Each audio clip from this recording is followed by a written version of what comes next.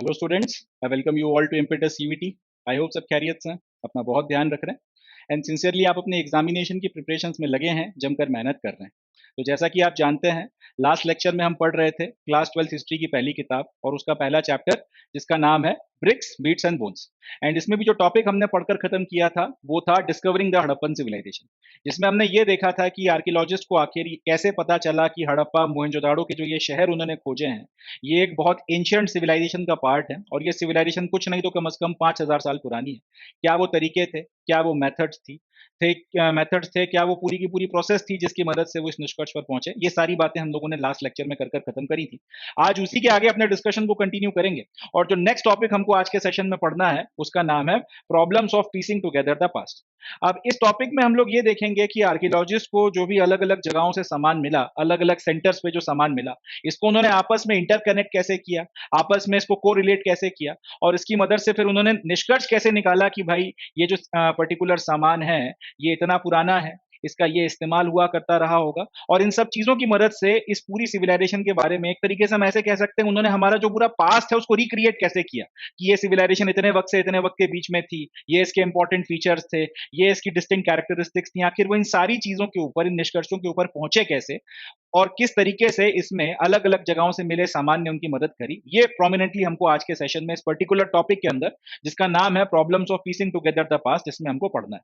तो interesting topic रहेगा, काफी सारी नई चीजें सीखने के लिए मिलेंगी। साथ ही साथ ये इस पर्टिकुलर चैप्टर का या फिर ये इस पर्टिकुलर यूनिट का लास्ट टॉपिक है, तो इसी के साथ में अपना ये जो चैप्टर है वो भी यहाँ पर कंक्लूड होगा। तो now without any further ado here we begin, शुरू करते हैं problems of piecing together the past. देखते हैं सर।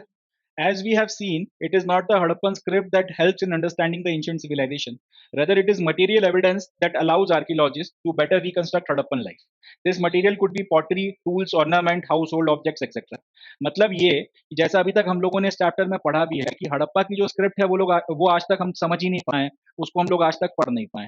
तो हड़प्पा की स्क्रिप्ट क्योंकि हम लोग आज की तारीख तक पढ़ नहीं पाए, आज की तारीख तक हम समझ ही नहीं पाए उसमें क्या लिखा हुआ है, तो उसकी मदद से हमें हड़प्पन सिविलाइजेशन को समझने में किसी भी तरीके की कोई मदद नहीं मिली है। ये लगभग लगभग वैसी बात है कि अब जैसे हमको चाइनीज या फिर जापानीज भाषा नहीं आती, अब उसमें आप हमारे सामने कुछ भी लिखकर रख दो, जनरली अब क्योंकि इंडियंस ने वो भाषा सीखी ही नहीं है, ना उनको पढ़ना आती है, तो उसका उसमें कुछ भी लिखा होना या ना लिखा होना एक बराबर है, समझ में तो कुछ आएगा नहीं।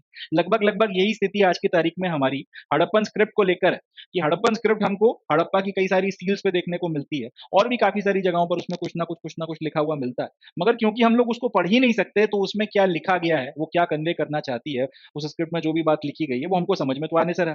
तो इसके चलते हड़प्पा की जो स्क्रिप्ट है इसकी मदद से इस एंशिएंट सिविलाइजेशन को समझने में हमारी किसी भी तरीके की कोई मदद नहीं होती। इसका उल्टा हड़प्पा के अलग अलग सेंटर से जो हमको मटेरियल एविडेंसेस मिले हैं, समझिएगा इस बात को, हड़प्पा के अलग अलग सेंटर से जो मटेरियल एविडेंसेस मिले हैं जिसमें वहां पे मिली हुई पॉटरी हो गई, वहां पे जो अलग अलग टूल्स हमको मिले हैं, जो वहां पे अलग अलग ऑर्नामेंट्स हमको मिले हैं, पूरे के पूरे जो मकान मिल गए मोहनजोदाड़ो में, उसमें रखा हुआ जो सामान मिल गया, इसकी मदद से हड़प्पन सिविलाइजेशन को समझने में या फिर हड़प्पन सिविलाइजेशन की हमारी जो अंडरस्टैंडिंग है उसको बढ़ाने में हमारी बहुत मदद मिली है, क्योंकि ये सारे के सारे मटेरियल एविडेंसेस की मदद से हमने कुछ निष्कर्ष निकाले हैं, कुछ हमने सिमिलैरिटीज या कुछ पैरेलल्स ड्रॉ करने की कोशिश करी है और उसकी मदद से हमको फिर समझ में आया है कि भाई ये पर्टिकुलर चीज जो है इस काम में इस्तेमाल होती थी, ये इस काम में इस्तेमाल होती थी। अब मटका बड़ा सिंपल साफ साफ समझ में आ रहा है कि इसमें या तो सामान रखा जाता था या पानी लाने ले जाने में इस्तेमाल होता था, तो किस तरह से उसको बनाया गया है, उसके ऊपर क्या आकृतियां गढ़ी गई हैं, उसके ऊपर ड्राइंग्स किस तरीके की बनाई हैं, इन सारी चीजों को स्टडी कर कर हमको ज्यादा बेहतर अंडरस्टैंडिंग मिली है,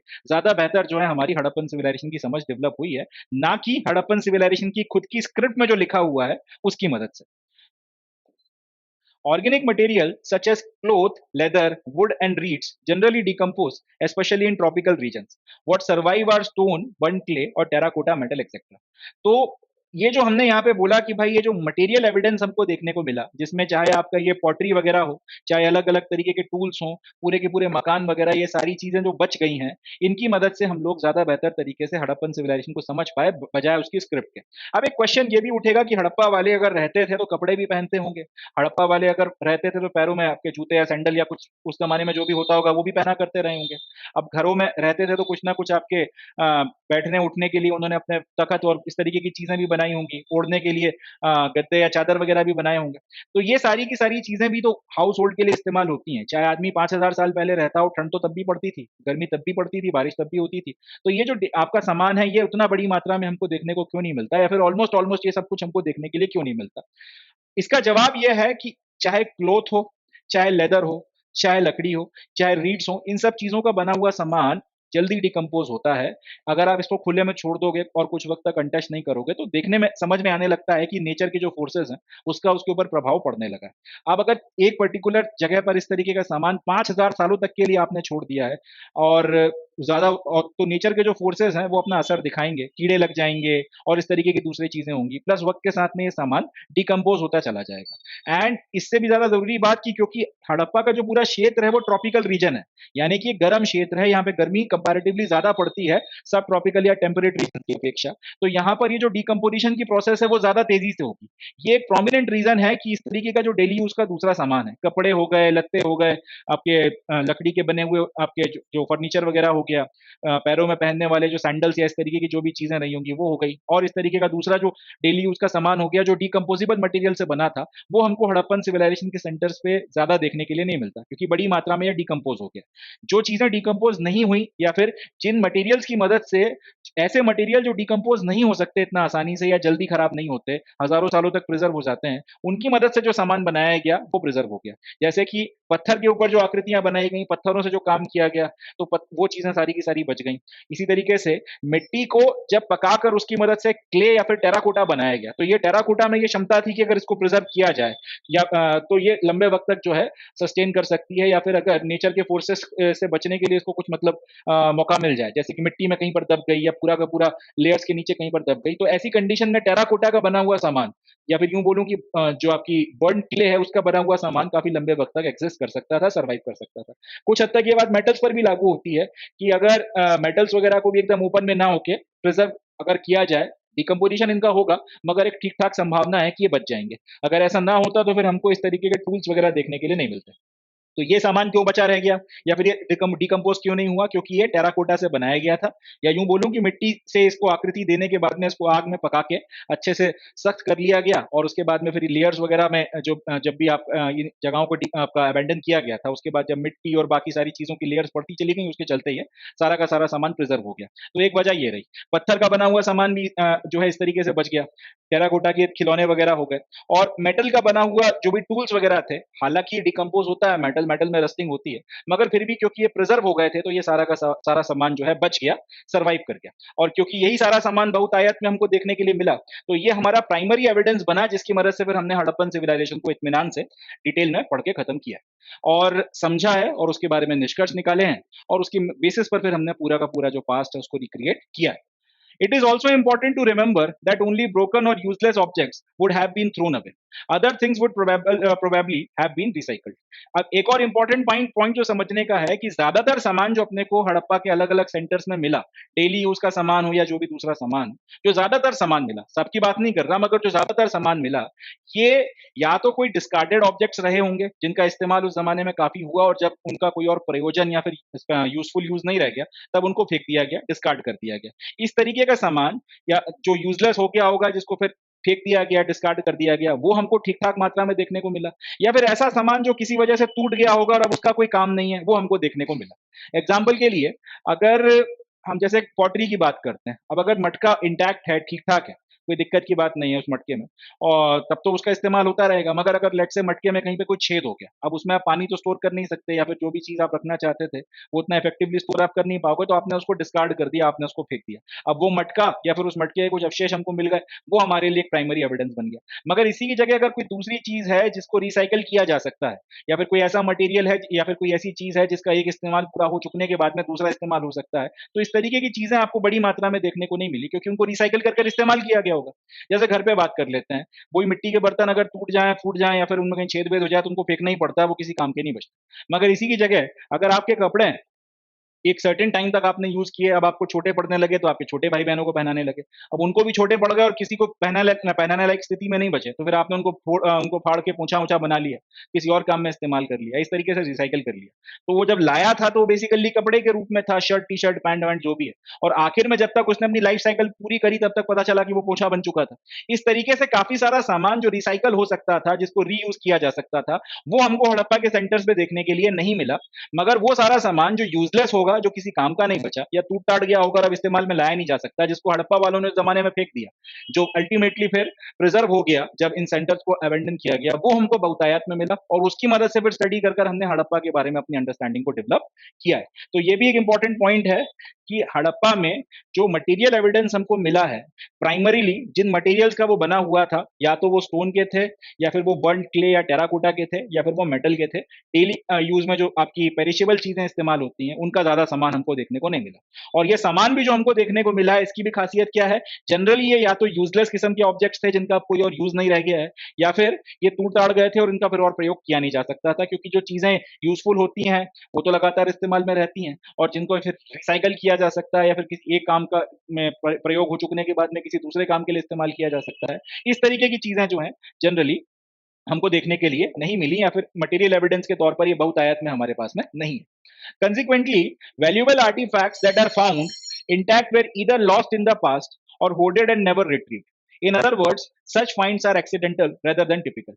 अब एक इंटरेस्टिंग पॉइंट ये निकल कर आता है कि ऐसा भी नहीं है कि हमारे पास जो सारा सामान आया, यहाँ पर जो सारा सामान है, अगर यूजलेस ऑब्जेक्ट्स या फिर ब्रोकन ऑब्जेक्ट्स हमको बड़ी मात्रा में मिले और ये हमारा प्राइमरी एविडेंस बने, तो अपनी बाकी सारी कैरेक्टरिस्टिक्स के अलावा इसमें एक चीज और है कि इसकी कोई खास वैल्यू नहीं है। इसकी जो वैल्यू है, अगर हम मॉनेटरी सम्स की बात करें, इसकी मूल्य मूल्य की बात करें, तो वैल्यू जो है वो बहुत लेस है, या फिर ऑलमोस्ट ऑलमोस्ट निल है। अगर हम इसकी मुद्रा में या फिर अगर इसकी वैल्यू के पॉइंट ऑफ व्यू से बात करें तो उसकी कोई वैल्यू नहीं बनती, या फिर ये बहुत कम वैल्यू का सामान बनता है। इसका ये भी मतलब नहीं है कि अपने पास में हड़प्पा या फिर दूसरे सेंटर से महंगा या फिर वैल्यूबल सामान हमको देखने को नहीं मिला, मगर वैल्यूबल सामान में चाहे सोना हो, चांदी हो, कोई प्रेशियस मेटल्स वगैरह हो, वो अगर हमको कहीं से मिले भी हैं तो वो छुपे दबे होर्ड्स के रूप में मिले हैं। किसी ने किसी जमाने में कभी दबाया होगा कि बाद में लेकर चला जाऊंगा, फिर वो या तो आदमी मर मरा गया, या फिर भूल गया, या फिर वो अबेंडन करके चला गया, कभी लौट कर नहीं आया, और वो सामान जो है वैल्यूबल सोना हो, चांदी हो, जो भी आपका वैल्यूबल सामान हो, वो दबा का दबा रह गया। बाद में खुदाई में फिर वो सामान आपके हाथ लग गया, और इस तरीके से जो है वो वैल्यूबल आर्टिफैक्ट भी आपने जो है रिकवर किया। तो ये बिल्कुल नहीं है कि अपने पास में सिर्फ यूजलेस किस्म की और ऐसे ऑब्जेक्ट्स जिनकी वैल्यू नहीं है, सिर्फ वही अपने को हड़प्पा के अलग अलग सेंटर से मिले थे। वैल्यूबल ऑब्जेक्ट्स भी देखने को मिले हैं, बट ये अपने को कैसे मिले हैं, डेली यूज में इधर उधर बिखरे हुए नहीं मिले हैं। ये कहीं पे किसी ने दबा दिए थे होर्ड वगैरह के रूप में, किसी पर्टिकुलर डब्बे वब्बे में रख के, संदूक बंदूक में रखकर, या किसी आपका पोल्ट्री के सामान में रख के दबा दुबू दिए थे, और वो अपने को जो है एक्सीडेंटली खोदते हुए मिल गए। इस तरीके से हमको ये डिस्कवरीज भी हुई हैं। मगर ऐसा नहीं है कि खुले में जो है आपको जैसे डेली यूज का सामान पड़ा हुआ देखने को मिल जाता है, उस तरीके से मिले। तो वैल्यूबल आर्टिफैक्ट्स भी हैं, उनकी मदद से भी हमने हड़प्पन सिविलाइजेशन को काफी हद तक समझा है, मगर इस तरीके की जो खोज हुई है, इस तरीके की जो फाइंड्स हैं, वो बड़ी एक्सीडेंटल थी, वो टिपिकल नहीं थी। यानी कि अगर कहीं पे खुदाई कर रहे हो और आपको पता है कि ये कोई खोया हुआ शहर है, तो पक्का है कि यहाँ पे आपको जो है बर्तन मिलेंगे ही मिलेंगे, क्योंकि बर्तनों के बिना खाना नहीं बन सकता और खाने के बिना आदमी नहीं रह सकता। यहाँ पे इसी तरीके के डेली यूज के दूसरे सामान मिलेंगे ही मिलेंगे, वो कोई आश्चर्य की बात नहीं है, वो टिपिकल डिस्कवरीज हैं, वो टिपिकल फाइंडिंग्स हैं जो आपकी होनी होनी है। मगर वहां पे सोना मिलेगा कि नहीं मिलेगा, चांदी मिलेगा कि नहीं मिलेगा, और मिलेगा तो कितनी मात्रा में मिलेगा, इस बारे में आप श्योर नहीं हो सकते। मिलेगा तो फिर कहाँ मिलेगा, इस बारे में भी आप श्योर नहीं हो सकते। हड़प्पन सिविलाइजेशन की मेजर सेंटर्स में अगर वैल्यूबल सामान मिला है, गोल्ड सिल्वर या इस तरीके की जो भी चीजें वगैरह देखने को मिली है, वो छुपी दबी और इस तरीके से मिली है, खुले में कहीं पे भी रखी हुई नहीं मिली है। तो वो एक्सीडेंटल किस्म की डिस्कवरीज है, वो टिपिकल किस्म की डिस्कवरीज नहीं है। ये एक इंपॉर्टेंट पॉइंट है जो अपने को ध्यान में रखना है। मगर इसने भी फिर अपने को समझने में काफी मदद करी है। यहाँ से भी अपने को समझ में आता है कि अगर किसी इस तरीके की चीजों को दबा के रखा गया था, तो सोना जितना मूल्यवान आज है, उस जमाने में भी लगभग उसी तरीके से उसकी वैल्यू हुआ करती थी। चले आगे बढ़ते हैं। अब तो ये यहाँ तक हम लोगों ने बात करी कि जो सामान हमको मिला है, जिसको हमने स्टडी किया, जिसकी मदद से फिर हड़प्पन सिविलाइजेशन के रिस्पेक्ट में हमारी अंडरस्टैंडिंग डेवलप हुई, प्राइमरीली उस सामान में क्या चीजें थी, और अगर कुछ रेयर अगर हमको कहीं पर कुछ एक्सीडेंटल चीजें मिली हैं तो वो कैसे मिल गई, कितनी मात्रा में मिल गई, इसके बारे में हमने बात करी। अब जो इसी से अगला टॉपिक अपना शुरू होता है जुड़ा हुआ, उसका नाम है क्लासिफाइंग फाइंड्स, इसमें अब हम ये देखेंगे कि जो सामान हमको मिल गया, अगर कहीं पर चाहे आपने टिपिकली उसको खोदते वक्त में जो सामान आप एक्सपेक्ट कर रहे थे वो आपको मिल गया, जो आप एक्सपेक्ट नहीं कर रहे थे वो भी आपको मिल गया, तो अब ये सामान जो आपको मिल गया है इसको आपने क्लासीफाई कैसे किया, किस तरीके से इसका कैटेगराइजेशन किया है, उसके बारे में हम लोग बातचीत करेंगे इस पर्टिकुलर टॉपिक में जिसका नाम है क्लासिफाइंग फाइंड्स। देखते हैं sir. Recovering artifacts is just the beginning of archaeological enterprise. Archaeologists then classify their finds. One simple principle of classification is in terms of materials such as stone, clay, metal, bone, ivory, etc. मतलब ये कि आपको पता चला कि भाई एक particular जगह है, वहां पर एंशियंट किस्म का सामान देखने को मिल रहा है, आप वहां पहुंच गए, अब आपने वहां पे थोड़ा बहुत सर्वे किया और आपको कंफर्म हो गया कि यार ये जो है एक आर्कियोलॉजिकल साइट है, यहाँ पे कोई शहर या कोई सेटलमेंट किसी जमाने का था। अब आपने वहां पे खुदाई करवाना शुरू करी, खुदाई हुई तो फिर वहां से सामान मिलना शुरू हुआ जिसके बारे में अभी हमने बात करी। अब वो सामान कई सारे तरीके का हो सकता है एंड डिपेंडिंग अपॉन कि कितना अच्छे से वो जगह प्रिजर्व थी, कितना ज्यादा अनडिस्टर्ब जो है वो इलाका रहा था, उसके बेसिस पे वो सामान उतनी अच्छी क्वालिटी में मिलेगा। अब ये सामान अगर आपको एक बार मिल गया तो इसी के साथ में ये नहीं कि अपनी कहानी खत्म हो जाती है। इनफैक्ट आर्कियोलॉजी की जो पूरी प्रोसेस है इसके बाद ही शुरू होती है। आर्कियोलॉजी का मतलब ये नहीं है कि आपने कहीं पे जाकर खुदाई करी और सामान आपने हासिल कर लिया। आर्कियोलॉजी का मतलब ये भी है कि वो जो सामान अब आपको मिल गया है उसको स्टडी कर कर उसके फिर आपको उसको उस पर्टिकुलर जो भी सामान आपको मिला है उसको स्टडी कर कर वो जगह जो है वो आर्कियोलॉजिकल साइट जो है उसके बारे में फिर आपको कुछ कंक्लूजन ड्रॉ करना पड़ते हैं, कुछ अजम्पशंस कुछ प्रिजम्पशंस बनाना पड़ते हैं। तो सामान मिल जाना आर्कियोलॉजिकल इंटरप्राइज या फिर आर्कियोलॉजिकल प्रोसेस की सिर्फ शुरुआत भर है। एक बार जब आपने पूरी जगह की खुदाई करवा ली, पूरा जो प्रोसेस पूरी हो गई, सामान जितना आपको मिलना था मिल गया, उसके बाद में इस सामान का करवाया जाता है क्लासिफिकेशन। पहला जो काम है, पहला आप इस तरह से समझ सकते हैं कि आपको एक आर्कियोलॉजिकल साइट मिली, इस साइट पे आपने एक्सावेशन कराया, एक्सावेशन करा के आपको कुछ मटेरियल एविडेंसेस मिल गए। जब एक बार पूरी साइट की खुदाई पूरी हो गई है, फिर इस मटेरियल एविडेंस का कराया जाता है क्लासिफिकेशन। ये पूरे मटेरियल एविडेंस का क्लासिफिकेशन करवाया जाता है, कैटेगराइजेशन करवाया जाता है। अब सबसे सिंपल तरीका जिसकी मदद से क्लासिफिकेशन या कैटेगराइजेशन होता है वो ये है कि आप मटेरियल के बेसिस पर जो भी सामान मिला हुआ है, जिस मटेरियल से वो सामान बना है उसके बेसिस पे क्लासिफाई कर दो। पत्थर से बना हुए सारे सामान एक साथ इकट्ठे करके रख दो। क्ले से, क्ले यानी कि बर्न क्ले या फिर अगर सिंपल मिट्टी का भी अगर है आपका टेराकोटा या नॉर्मल क्ले जैसा भी सामान है उसके बेसिस पे आप क्लासिफिकेशन कर दो। अगर मेटल का बना हुआ सामान है तो उसको एक तरफ रख दो।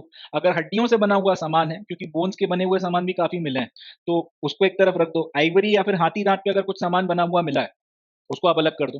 तो सबसे सिंपल तरीका जो क्लासिफिकेशन का होता है, वो ये है कि जिस मटेरियल का सामान बना हुआ है, उसके हिसाब से आप जो है उसे क्लासिफाई कर दो। पत्थर के बने हुए या स्टोन के ऊपर तराशे गए जितने भी आपको मूर्तियाँ और बाकी सारे आर्टिफैक्ट्स मिले हैं, उनको एक साथ इकट्ठा रख दो। क्ले या फिर टेराकोटा से बना हुआ जो सामान है, उसको एक साथ अलग से आप क्लासिफाई करके इकट्ठा करके रख दो। बाकी जो सामान है, उसको भी आप इस तरीके से क्लासिफाई करके अलग करके इकट्ठा करके रख दो। इस तरीके से जो है आप क्लासिफिकेशन करके वेरियस तरीके का जो सामान है, उसको आप जमा सकते हो मटेरियल बेसिस पर। मटेरियल किस मटेरियल से वो बनाया गया है उसके बेसिस पे आप क्लासिफिकेशन कर सकते हो। The second and more complicated is in terms of functions. Archaeologists have to decide whether, for instance, an artifact is a tool or an ornament, or both, or something mean for ritual use. तो एक बार आपको सामान मिल गया और material के basis पर आपने उसका क्लासिफिकेशन कर दिया, इसके बाद में सेकंड प्रोसेस जो की जाती है या जो सेकंड काम जो कंपैरेटिवली ज्यादा मुश्किल होता है और यहीं से आर्कियोलॉजिकल चैलेंजेस की शुरुआत होती है, वो ये है कि जो भी सामान आपको मिला है उसका क्या प्रयोजन रहा होगा, क्या फंक्शन रहा होगा, वो अब आपको डिसाइड करना है। और ये चीज थोड़ा सा मुश्किल हो जाती है, कॉम्प्लिकेट हो जाती है। कैसे कॉम्प्लिकेट हो जाती है, कैसे मुश्किल हो जाती है, आगे उसको हम लोग समझेंगे। तो आपको सामान मिल गया, सामान आपने मटेरियल के बेसिस पे क्लासिफाई कर लिया। अब आर्कियोलॉजी का चैलेंज यहीं से शुरू होता है कि उसके फंक्शन, उसकी जो भी एक्टिविटीज हैं, उसका जो भी चीज में इस्तेमाल हुआ जा रहा होगा या फिर जो भी उसका प्रयोजन होगा वो डिसाइड करना मुश्किल है कि यार ये जो सामान है ये किस चीज में इस्तेमाल हुआ होगा। क्योंकि एक बात तय है कि अगर आपने कोई चीज बनाई है, कोई चीज खरीदी है, तो किसी ना किसी काम से खरीदी होगी या किसी न किसी प्रयोजन से खरीदी होगी।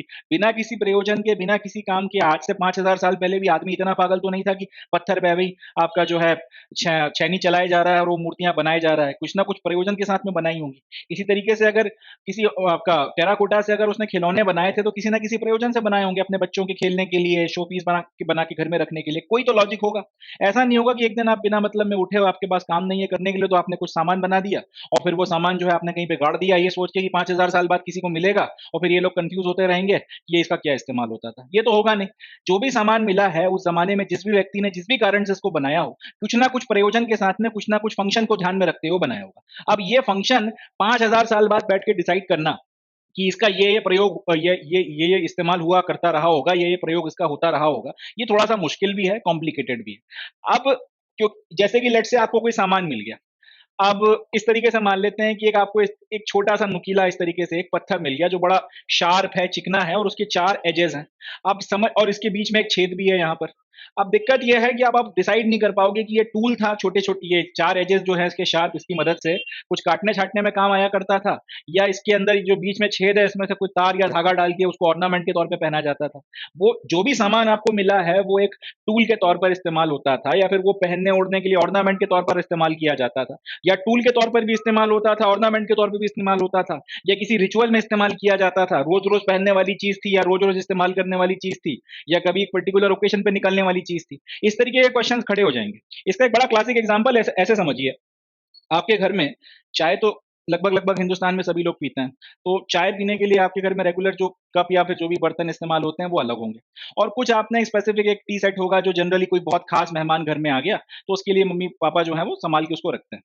अब प्रयोजन उसका दोनों का एक ही है कि भाई चाय पीनी है, मगर एक जो है वो डेली यूज में इस्तेमाल हो रहा है, और एक टी सेट जो है उसको संभाल के एकदम गाड़ के रखा गया है, जब कभी कोई कोई पर्टिकुलर किस्म के मेहमान आते हैं जो बहुत जरूरी हैं, बहुत खास है, तब निकाला जाता है। अब सपोज कर लीजिए कि ये पूरा का पूरा जो इलाका है वो प्रिजर्व हो गया, एंड बाद में कुछ हजार साल बाद जो है ये दोनों तरीके के जो आपके चाय के जो बर्तन है वो मिलते हैं। एक तरफ एक वेल प्रिजर्व बढ़िया किस्म का पोर्सिलिन का टी सेट मिलता है पूरा, और एक वो बर्बाद से जो है आपके कप मिलते हैं जो रेगुलर यूज में इस्तेमाल होते थे। अब आर्कियोलॉजिस्ट पड़ जाएगा दुविधा में कि यार एक ही जैसा शेप है, एक ही जैसा स्ट्रक्चर है, मगर मटेरियल अलग अलग है, एंड जो भी प्रयोग, अब क्योंकि शेप आइडेंटिकल है और बाकी देखने में भी एक जैसे लग रहा है, मगर एक की क्वालिटी बहुत बढ़िया है, एक की क्वालिटी एकदम उतनी अच्छी नहीं है। अब यहाँ से फिर जो है कंफ्यूजन क्रिएट होते हैं कि अपन क्या माने इसको, ये रेगुलर इस्तेमाल होते थे दोनों, या दोनों में से एक ही रेगुलर इस्तेमाल होता था?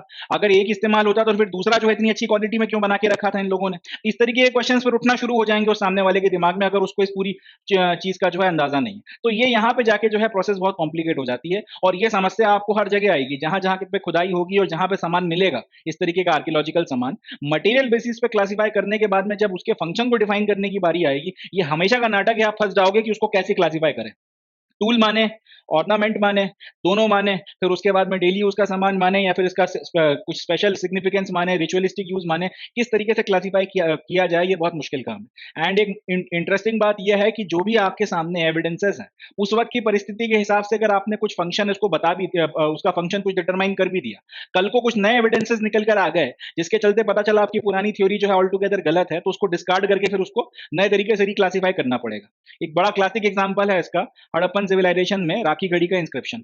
राखी गढ़ी के इंस्क्रिप्शंस में जो हड्डियां मिली हैं हमें कुछ पर्टिकुलर ग्रेव्स में से, उनकी जो भी डीएनए की एनालिसिस की गई है, उसके बाद में जो पूरी की पूरी आर्यन इन्वेजन की थ्योरी है उसके ऊपर प्रश्न चिन्ह खड़े हो गए। पढ़ाया ये जाता था कि आर्यन इन्वेजन थ्योरी में कि आर्य जो थे वो सेंट्रल एशिया से और कहीं से आए, हड़प्पन सिविलाइजेशन के लोगों को उन्होंने दौड़ा दौड़ा के मारा और इन सबको साउथ की तरफ में पुश कर दिया, और नॉर्थ में आके ये लोग बैठ गए। अब थ्योरी यह है कि अगर ये लोग बाहर से आए थे तो इनका जो जीन पूल होगा वो अलग होना चाहिए, और जिनको फिर इन्होंने जो यहाँ के नेटिव थे जिनको इन्होंने दौड़ा दौड़ा के मारा और नीचे साउथ की तरफ में पुश कर दिया, उनका जीन पूल अलग होना चाहिए। In spite of the fact कि आपस में फिर कितना भी जो है लोग मिले हों, कितनी भी शादियां हुई हों, कितने भी उनके फिर बच्चे हुए हों, मगर जीन पूल में कुछ डिफरेंस आपको दिखना चाहिए।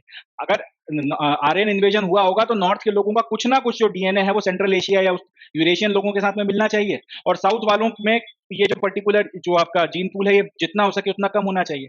अब इस तरीके का थॉट प्रोसेस के साथ में राखी गढ़ी में जो हड्डियां मिली हैं उनका इंस्क्रिप्शन किया गया, उनका पूरा डीएनए वगैरह का एनालिसिस किया गया, पता चला ऐसा कुछ है ही नहीं। इसके बेसिस पर अब ये पूरी की पूरी जो थ्योरी है कि एक जमाने में आर्यन इन्वेजन हुआ होगा, ये प्रश्न चिन्ह लग गए, एंड मोर और लेस काफी लोगों ने इसको आज की तारीख में डिस्कार्ड कर दिया। तो वही चीज यहाँ पर है कि आपने अपने सामने जो भी एविडेंसेस हैं उसके बेसिस पर एक फंक्शन या फिर एक पर्टिकुलर तरीके का कैटेगराइजेशन कर दिया। कल को अगर नई डिस्कवरीज या नए एविडेंसेस आपके हाथ लग गए और उसके चलते आपकी पूरी की पूरी थ्योरी अगर डिस्कार्ड करना पड़ गई, तो फिर वो डिस्कार्ड होगी और नए फंक्शंस या नए क्लासिफिकेशन जो है फिर आपको करने पड़ जाएंगे। तो ये सबसे कॉम्प्लिकेटेड काम है पूरी की पूरी आर्कियोलॉजी का, और कोई भरोसा नहीं है कि आपने अगर इसका एक बार आपने इसको पूरा सेटिस्फैक्टरीली कर दिया तो वो सही ही हो और बाद में जाकर वो चैलेंज ना हो या फिर वो डिस्कार्ड ना हो या फिर वो चेंज ना हो। चले आगे बढ़ते हैं। An understanding of the function of an artifact is often shaped by its resemblance with the present day things. Beads, coins, stone blades and pots are obvious examples.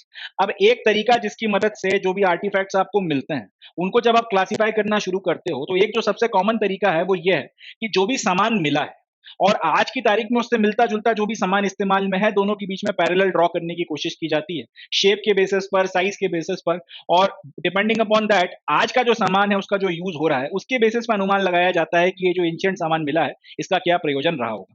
सबसे कॉमन एग्जांपल लेकर चलते हैं, पॉटरी।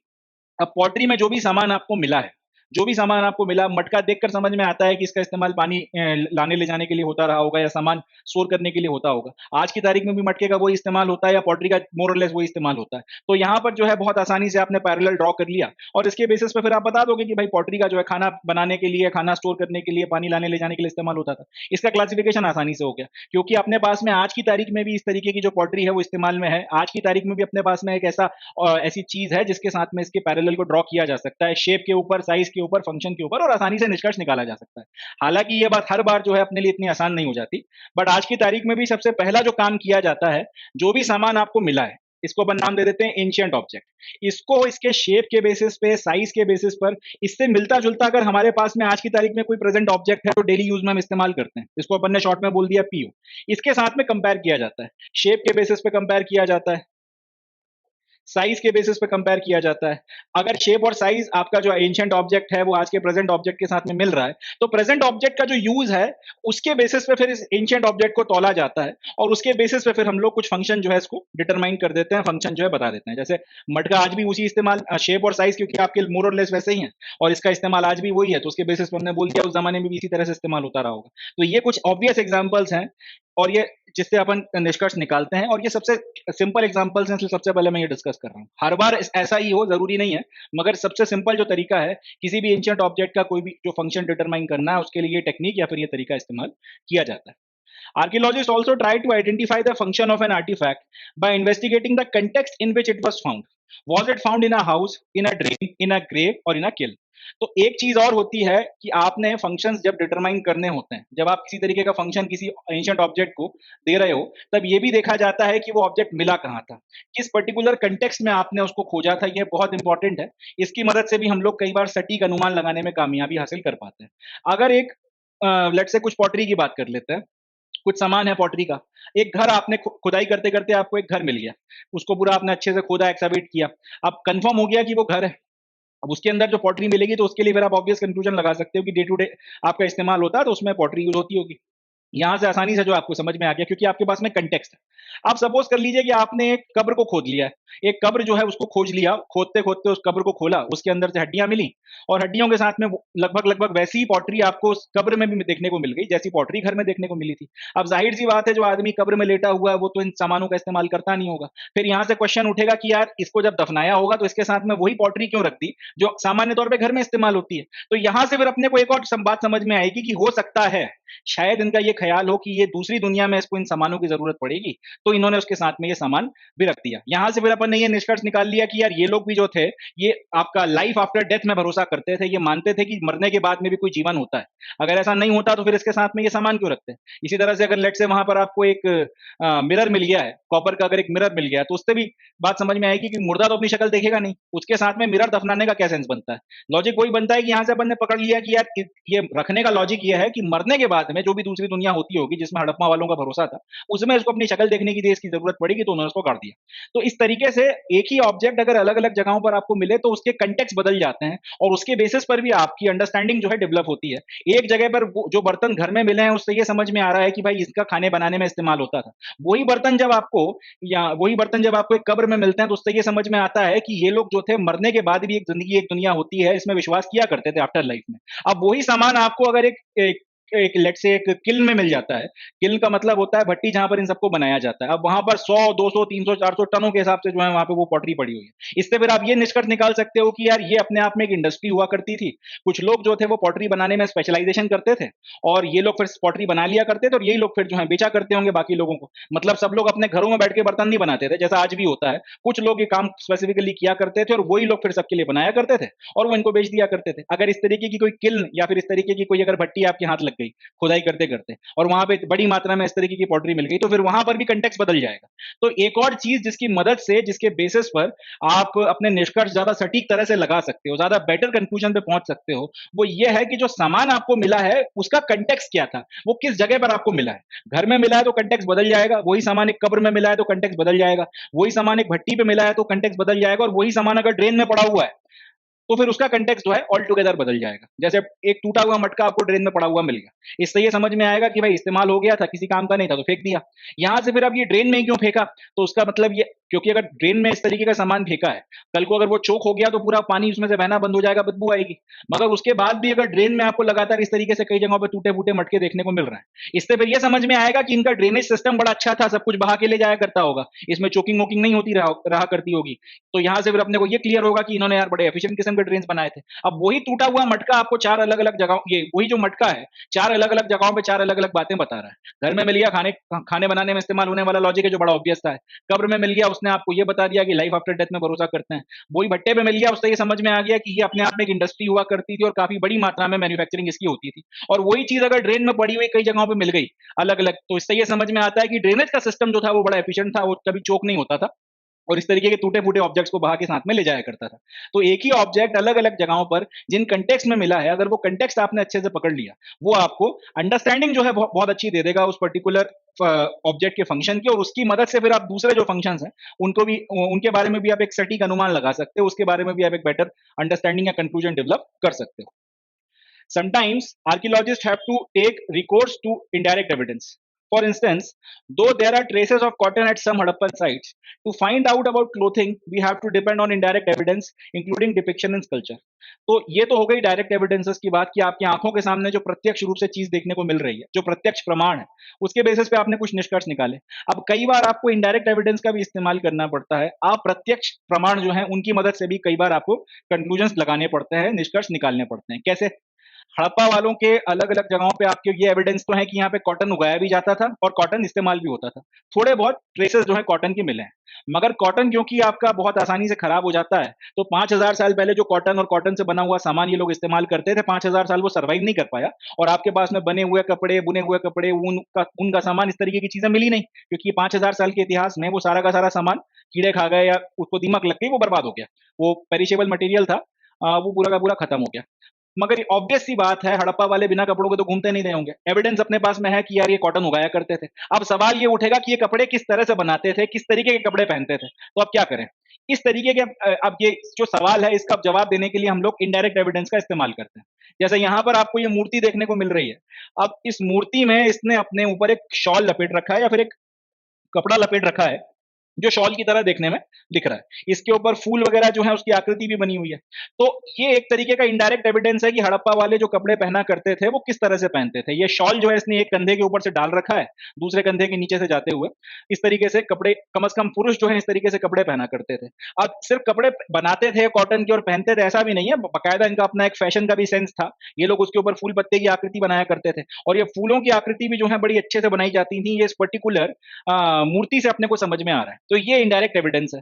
अब अपने पास में कपड़े नहीं है उनके, हड़प्पा वालों के बनाए हुए कपड़े अपने हाथ में बिल्कुल नहीं है। ये पता है कि कॉटन उगाया जाता था और कॉटन उगाया जाता था तो ऑब्वियस सी बात है कपड़े बनाए जाते थे। कैसे बनाए जाते थे उसके लिए अपने पास में कपड़े हाथ में है नहीं। तो यहाँ पर ये मूर्ति और इसके ऊपर जो कपड़ों की आकृति उकेरी गई है, ये एक इनडायरेक्ट एविडेंस का काम करता है, ये निष्कर्ष निकालने के लिए कि भाई हड़प्पा वाले इस तरह से कपड़े पहना करते थे और मोर और लेस इनके जो कपड़े थे इस तरीके के हुआ करते थे। अब यहाँ से दो बातें समझ में आ गई कि एक कंधे के ऊपर से शॉल डाल के नीचे की तरफ में ऐसे कुछ ये इस तरीके की डिजाइन के कपड़े पहना करते थे और सिंपल नहीं पहनते थे, उसके ऊपर बकायदा फूल पत्तियों की आकृतियां बनाया करते थे।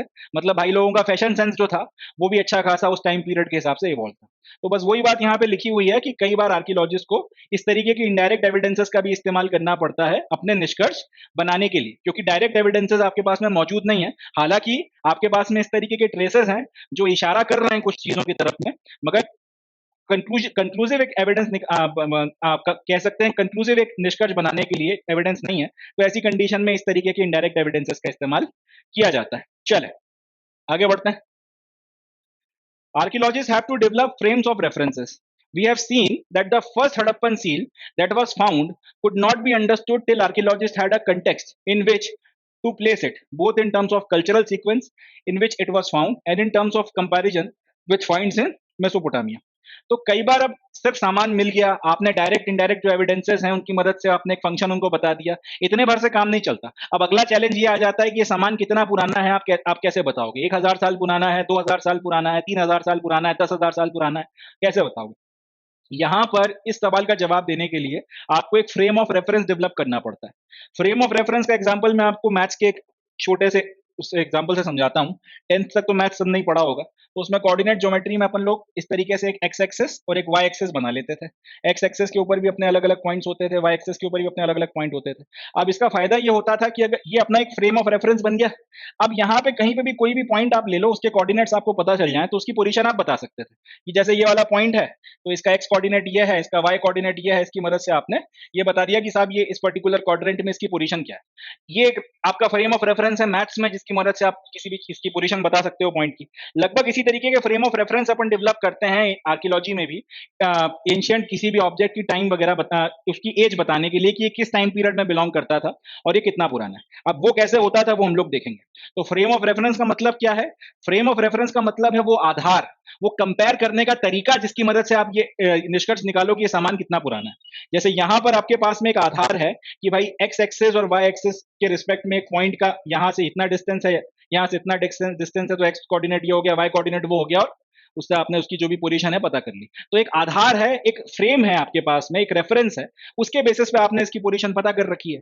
एग्जैक्टली इसी तरीके से जो आपका यहाँ पर एक फ्रेम या फिर एक आधार होना चाहिए, आपके पास में कंपेयर करने के लिए एक सटीक टाइमलाइन होनी चाहिए जिसके बारे में आपको अंदाजा हो। उसके साथ में फिर आप इसको कंपेयर करके इसका भी जो आपका टाइम रहा होगा, कितने टाइम पीरियड में ये था और कितने हजार साल ये पुराना है, उसका अंदाजा आप लगाते हो। कैसे? उसको समझते हैं। जैसे कि हड़प्पा की सील जब हमको मिलना शुरू हुई थी तो हमने देखा था कि अलेक्जेंडर कनिंगम को क्योंकि पता ही नहीं था ये कितनी पुरानी है, तो वो इसको 6ठी शताब्दी ईसा पूर्व में रखने की कोशिश कर रहा था और किसी तरीके से बौद्धों के साथ में इसको जोड़ने की कोशिश में लगा हुआ था, मगर वो हो ही नहीं पा रहा था क्योंकि उसमें किसी भी तरीके का बुद्धिस्ट साइन देखने को नहीं मिलता था। वक्त के साथ में जब अल्टीमेटली हमको ये पता चला कि यार ये जो हड़प्पा की सील्स हैं, ये जिन लेयर्स में मिल रही हैं वो layers 6th century before common era के बहुत पहले की हैं। 6ठी शताब्दी बिफोर कॉमन एरा की अगर आप लेयर देखना चाहो, अगर वो लेयर यहां कहीं पर आ जाती है, ये आपका ऊपर का ग्राउंड है, वहां से खुदाई करना शुरू करोगे तो ये जो लेवल है, लेट से आपका एक्स एच हाइट तक खोदने के बाद में जो लेयर आ जाती है वो 6th century before common era की है। अब आपने जब कंक्लूड कर लिया कि यार उसके बहुत नीचे बहुत ज्यादा गहराई तक खोदने के बाद में, कैपिटल एच तक खोदने के बाद में जो लेयर आ रही है उसमें हड़प्पा की सील्स मिलती हैं, मतलब ये कि जो आपकी अभी तक की कोशिश थी कि ये सील्स को 6ठी शताब्दी ईसा पूर्व में घुसा दो आप, ये गलत था, ये पता चल गया। तो यहां से एक रेफरेंस आपको मिल गया कि यार ये जो लेयर है, ये इस पर्टिकुलर लेयर क्योंकि 6th century before common era से बहुत नीचे की लेयर है, इसका मतलब ये सील्स जो हैं बौद्धों से बहुत पहले की हैं, ये बहुत पहले की बनाई हुई सील्स हैं, ये इस टाइम पीरियड में फिट नहीं बैठती। अब आपको एक रेफरेंस पता चल गया। इसी तरीके की सील्स अब जब मेसोपोटामिया में मिल गई, या फिर इस तरीके की सील्स उस जमाने में मेसोपोटामिया में भी मिल रही थी, मगर तब इनका कोई सेंस नहीं बन रहा था। अब वही सील आपको हिंदुस्तान में मिल गई और कंक्लूड हो गया कि 6ठी शताब्दी ईसा पूर्व से बहुत पहले की है, उसके बहुत आप कह सकते हैं उसके पहले का कोई कालखंड है उसकी रही होंगी। मेसोपोटामिया में भी वही सील्स मिल गई।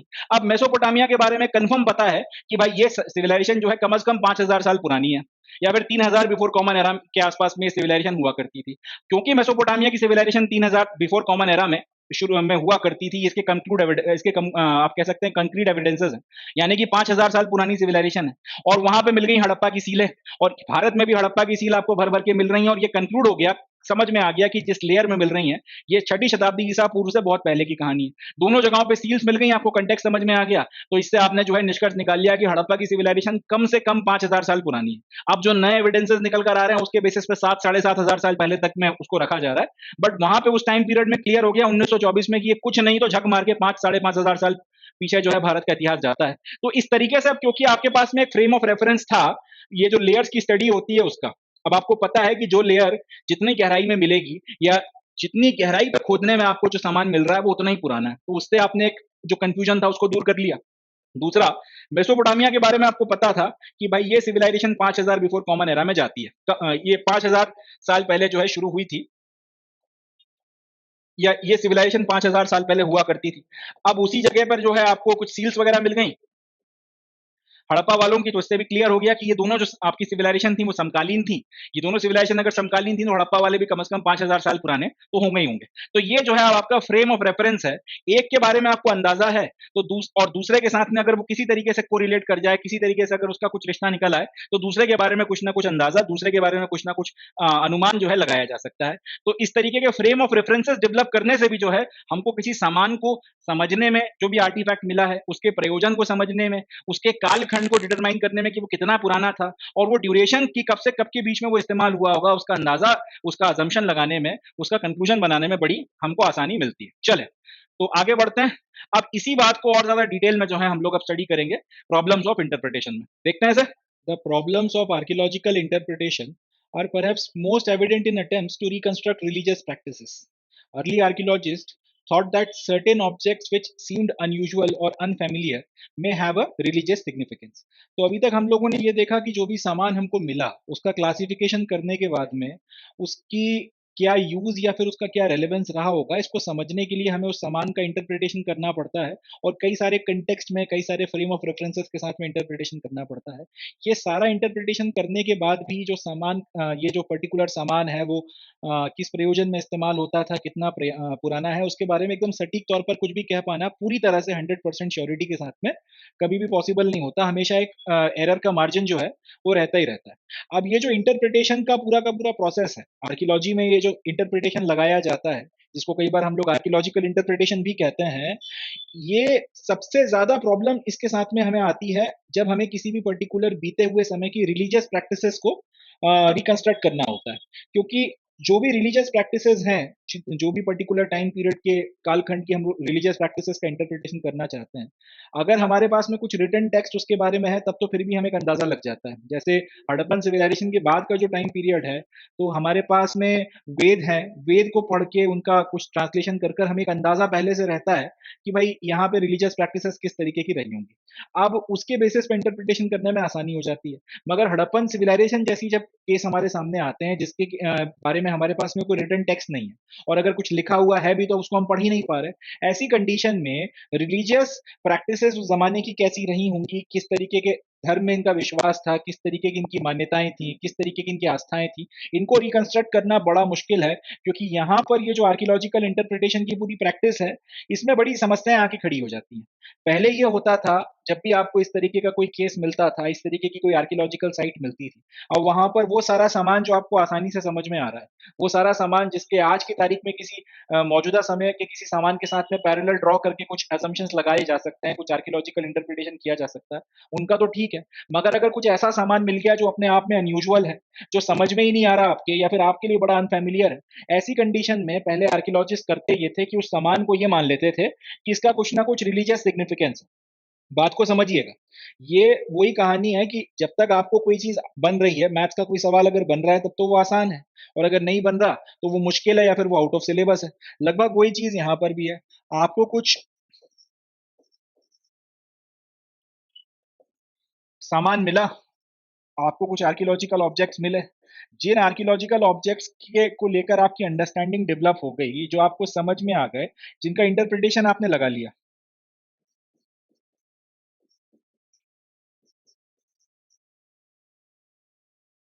जिनका इंटरप्रिटेशन आपने लगा लिया उनके लिए तो ठीक है। मगर जो समझ में नहीं आए, जिनका इंटरप्रिटेशन आपसे करते नहीं बन रहा, ऐसी कंडीशन में आप उन ऑब्जेक्ट्स को मान लेते थे कि भैया इनका कोई जो है रिलीजियस सिग्निफिकेंस रहा होगा। अब रहा हो नहीं रहा हो दैट्स अ डिफरेंट थिंग, मगर आपने अपनी तरफ से ये मान लिया कि इनका कुछ ना कुछ एक रिलीजियस सिग्निफिकेंस रहा होगा, तो वही बात यहाँ पे लिखी जा रही है। और एक बात ये कि ये पूरा का पूरा रिलीजियस प्रैक्टिसेस का रिकंस्ट्रक्शन जो है अपने आप में एक बड़ी टेढ़ी खीर हमेशा से साबित होता रहा है, अगर आपके पास में कोई रिटर्न रिकॉर्ड नहीं हो। क्योंकि कई बार किसी चीज को करने के पीछे का लॉजिक या मान्यता जो है, अगर आप एकदम से उसको रिकंस्ट्रक्ट नहीं कर सकते, अगर आपको कुछ एक अंडरस्टैंडिंग हो उसकी, पहले से कहीं पे कुछ रिटर्न रिकॉर्ड हो, तब तो समझ में आता है। मगर अगर आपके पास में रिटर्न रिकॉर्ड नहीं है, सिर्फ आपको रिचुअल दिख रहा है, तो फिर उसकी मदद से रिलीजियस बिलीफ का इंटरप्रिटेशन बड़ा मुश्किल है। जैसे कि एग्जाम्पल के लिए आज की तारीख आज भी ये कहा जाता है कि सुबह एक सर्टेन टाइम पीरियड तक अगर आप उठ के नहा लो और सूरज को जल चढ़ाओ तो अच्छा रहता है। अब उसके पीछे की वजह यह है कि उस टाइम पीरियड में वो जो जल जो आप चढ़ा रहे हो, उसमें से जो सूरज की रेज़ छनकर आती हैं, वो आँखों के लिए बड़ी अच्छी होती हैं। अब ये उसका एक साइंटिफिक एस्पेक्ट है, मगर अब लोगों को इसको समझाने की जगह सिर्फ़ ये बोल दिया गया कि भैया सूरज को जल चढ़ाओ, सूर्य देवता हैं। तो अब अगर आपको ये रिचुअल का कॉन्टेक्स्ट पता है, तब तो फिर आप एक अंदाज़ा लगा सकते हो, तब आप फिर समझ सकते हो कि ये लोग साइंटिफिकली एडवांस थे, नहीं थे, इनके पास में कुछ चीज़ें करने का तर्क था या नहीं। मगर अगर सिर्फ़ आपको वो प्रोसेस पता है कि ये लोग सूरज को पानी चढ़ाते थे, एक सर्टेन टाइम पीरियड में, अब क्यों चढ़ाते थे उसका कुछ कॉन्टेक्स्ट ही समझ में नहीं आ रहा, तो फिर रिकंस्ट्रक्ट करने में बड़ी दिक्कत हो जाएगी। तब फिर आप शायद ये मान लोगे कि ये सूरज की पूजा करने वाले सन वर्शिपर थे। अब ये सन वर्शिपिंग का इससे कोई लेना-देना नहीं है, आपको ये करवाया किसी और वजह से जा रहा था कि आँखें ठीक रहती थी। मगर आपके पास क्योंकि कॉन्टेक्स्ट नहीं है, तो आपके दिमाग में बैठ गया कि यार ये लोग तो सूरज-वूरज की पूजा करते थे, ये सन वर्शिपर रहे होंगे। तो अब यहाँ पे जो है आपने गलत इंटरप्रिटेशन लगा लिया क्योंकि आपके पास में कॉन्टेक्स्ट नहीं है। ये प्रॉब्लम आर्कियोलॉजिकल इंटरप्रिटेशन के साथ में हर बार आती है उन जगहों पर जहाँ पे रिलीजियस प्रैक्टिसेस का रिकंस्ट्रक्शन करवाना है और कोई रिटन रिकॉर्ड आपके पास में नहीं है। और जनरली पहले क्या होता था, अब तो खैर इतना नहीं करते, मगर पहले अगर इस तरीके की समस्या आई, कोई भी सामान आपको मिला जो समझ में नहीं आ रहा, कोई भी सामान आपको मिला जो आपके अनफैमिलियर है, जो आपको समझ में नहीं आ रहा कि इसका क्या प्रयोजन या क्या इस्तेमाल होता था, तो उसको यही मान लिया जाता था कि इसका कुछ ना कुछ धार्मिक महत्व होगा, कुछ ना कुछ इसका रिलीजियस सिग्निफिकेंस होगा। इस थॉट प्रोसेस के साथ में आगे बढ़ा जाता था। These included terracotta figurines of women heavily jeweled, some with elaborate headdresses. They were regarded as mother goddess. जैसे कि हड़प्पा की खुदाई में इस तरीके के टेराकोटा से बनी हुई मूर्तियां आपको काफी मिली। अब साफ दिख रहा है कि ये मूर्ति किसी महिला की है, किसी स्त्री की मूर्ति है, किसी औरत की ये मूर्ति है। अब ये मूर्ति जो है, इसको ध्यान से देखिए, इसने अपने सर के ऊपर एक हेडगियर पहन रखा है, प्लस इसने काफी सारे जेवर पहन रखे हैं, बहुत सारी ज्वेलरी जो है इसने पहन रखी है। अब ऐसी एक या दो मूर्तियां नहीं मिली, इस तरीके की कई सारी मूर्तियां जो है देखने के लिए मिली हैं। महिलाओं की मूर्तियां हैं, अपेरेंटली आप साफ-साफ समझ में आ रहा है। सर के ऊपर एक हेडगियर पहना हुआ है और खूब सारी ज्वेलरी पहन रखी है। अब इस तरीके की मूर्तियां जो थोड़ी-सी अनयूजुअल हैं, जनरली आपको बहुत ज़्यादा नहीं मिली, कुछ मिली हैं और सब एक ही जैसी देखने को मिली, बहुत ज़्यादा नहीं मिली। तो इनको फिर अब आप अपने को नहीं पता कि ये हाई प्रोफाइल उस ज़माने की कोई महिलाओं का फैशन सेंस था या क्या था। मगर इसको क्योंकि अब अपने को समझ में नहीं आ रहा है, तो ये मैं बात कर रहा हूँ जब आप हड़प्पा में शुरुआती वक़्त में खुदाई कर रहे थे, क्योंकि अपने को समझ में नहीं आ रहा है, तो हमने फिर इस तरीके की मूर्तियों को, या आर्कियोलॉजिस्ट ने उस ज़माने में इस तरीके की मूर्तियों को नाम दे दिया मदर गॉडेस। तो अब देखिए यहाँ पे यही जो है प्रॉब्लम्स अपने साथ में है। जो चीज़ अनयूजुअल है, आपके लिए अनफैमिलियर है, उसको आपने रिलीजियस सिग्निफिकेंस दे दिया। आर्कियोलॉजिस्ट पहले यही करते थे। यहाँ पे इस तरीके की एक अनयूजुअल मूर्ति कुछ मात्रा में कुछ आपको इसके पीसेस मिल गए, तो आपने फिर इसको रिलीजियस सिग्निफिकेंस देकर मदर गॉडेस जो है बोलना शुरू कर दिया। अब जिस तरीके से इसके पहले वाली स्लाइड में हमने देखा कि ये जो मूर्ति है, इस मूर्ति को क्योंकि ये अनयूजुअल है और इसके कुछ सर्टेन पीसेस हमको देखने को मिले, रेयर हो गई ये मूर्ति, एक तो इतनी मिली नहीं, और इस तरीके से एलाबोरेट जो इसमें इसने कपड़े पहन रखे हैं और हेडगियर वगैरह, इसके बेसिस पे हमने इसको मदर गॉडेस बोल दिया। इसी तरीके से एक और मूर्ति जो हमको यहाँ पे मिली, मोहनजोदाड़ो में इस तरीके की एक मूर्ति हमारे हाथ लगी, इसको हमने नाम दे दिया प्रीस्ट किंग। अब इसको प्रीस्ट किंग बोलने के पीछे की का वही लॉजिक है जो इसके पहले वाली मूर्ति को मदर गॉडेस बोलने का है, क्योंकि इस तरीके की एक ही मूर्ति मिली और ये अपने आप में बहुत ज़्यादा अनयूजुअल है, अपने आप में बहुत ज़्यादा रेयर है, इस तरीके की दूसरी मूर्तियाँ नहीं मिली। तो इसके मगर क्योंकि अब इसने इस तरीके के जैसे मदर गॉडेस के केस में आपको उस तरीके के 2-3 पीसेस मिल भी गए थे। उसमें एक पैटर्न समझ में आ रहा था, तो उसके बेसिस पे अपन ने बोल दिया कि शायद देवी की मूर्ति होगी। यहाँ पर एक पर्टिकुलर यही आपको स्टैच्यू मिली है और जिस तरीके से इसने कपड़े पहने हुए हैं, जिस तरीके से इसका गेटअप है, ये दिख रहा है कि शायद ये कोई आप एक हाई प्रोफाइल किस्म का आदमी रहा होगा या फिर शायद रूलिंग क्लास का मेंबर रहा होगा। देवता या देवी तो ये दिख नहीं रहा देखने में। इसलिए इसको रिलीजियस सिग्निफिकेंस ना देकर इसको हम लोगों ने एक रूलिंग सिग्निफिकेंस दे दिया या फिर एक एलीट जो क्लास हुआ करती थी उसके साथ में जोड़ दिया और इसको प्रीस्ट किंग नाम दे दिया। हालाँकि प्रीस्ट किंग नाम देने के पीछे की एक वजह और है। उस ज़माने में आपकी जो दूसरी सिविलाइजेशन थी, मेसोपोटामिया की सिविलाइजेशन में इस तरीके के प्रीस्ट किंग रूल किया करते थे, जो पुजारी भी थे और जो रूलर भी हुआ करते थे, इस तरीके के प्रीस्ट किंग हुआ करते थे। तो उसी तरीके की मूर्ति यहाँ पे एक मिल गई और एक ये भी एक इनको समझ में आ गया था कि मेसोपोटामिया वालों का इनके साथ में उठना-बैठना था, ये हड़प्पा वालों के साथ में कॉन्टैक्ट्स थे और इस तरीके एक मूर्ति इस तरीके की रेयर यहाँ पे मिल गई। तो इस पैरेलल के बेसिस पे कि जिस तरह से शायद वहाँ पे जो आपके प्रीस्ट किंग हुआ करते थे, उसी तरह शायद यहाँ पर भी रूलिंग एलीट जो है वो प्रीस्ट्री वगैरह का काम किया करती रही होगी। इसके बेसिस पे इस मूर्ति का नाम दे दिया प्रीस्ट किंग। अब अपने को नहीं पता ये राजा की मूर्ति है या किसकी मूर्ति है या ये प्रीस्ट की मूर्ति है या नहीं है, मगर उस पैरेलल के बेसिस पे इसको यहाँ पे प्रीस्ट किंग जो है नाम दे दिया गया। तो वही बात यहाँ पे लिखी हुई है कि rare stone statuary of man in an almost standardized posture, seated with one hand on the knee, such as the priest king was also similarly classified. तो जिस तरह से मदर गॉडेस को आपने नाम दे दिया, उसी तरीके से इसको भी जो है आपने इसका रियलिटी के बेसिस पर और मेसोपोटामिया से कुछ आपने पैरेलल ड्रॉ कर करा के इसको प्रीस्ट किंग का नाम आपने दे दिया. In other instances, structure have been assigned ritual significance. These include the Great Bath and fire altars found at Kalibangan and Lothal. अब यहाँ तो खैर मूर्तियों के साथ में आपने इनको देखा और इनके फीचर्स या जो भी कैरेक्टरिस्टिक्स आपको समझ में आ रहे थे या जो पैरेलल्स आप ड्रॉ करते थे उसके बेसिस पे आपने इनको नाम दे दिया. कई जगहों पर आपको इस तरीके के स्ट्रक्चर्स भी देखने को मिले हैं जिस तरीके के स्ट्रक्चर्स फिर आपको पूरी सिविलाइजेशन में या तो कहीं और देखने को नहीं मिले या एक या दो जगहों पे देखने को मिले. जैसे मोहनजोदाड़ो में हमको एक वो स्विमिंग पूल जैसा देखने को मिला था, उसको हमने नाम दे दिया ग्रेट बाथ, क्योंकि उस तरीके का जो स्ट्रक्चर है वो कहीं और देखने को नहीं मिला.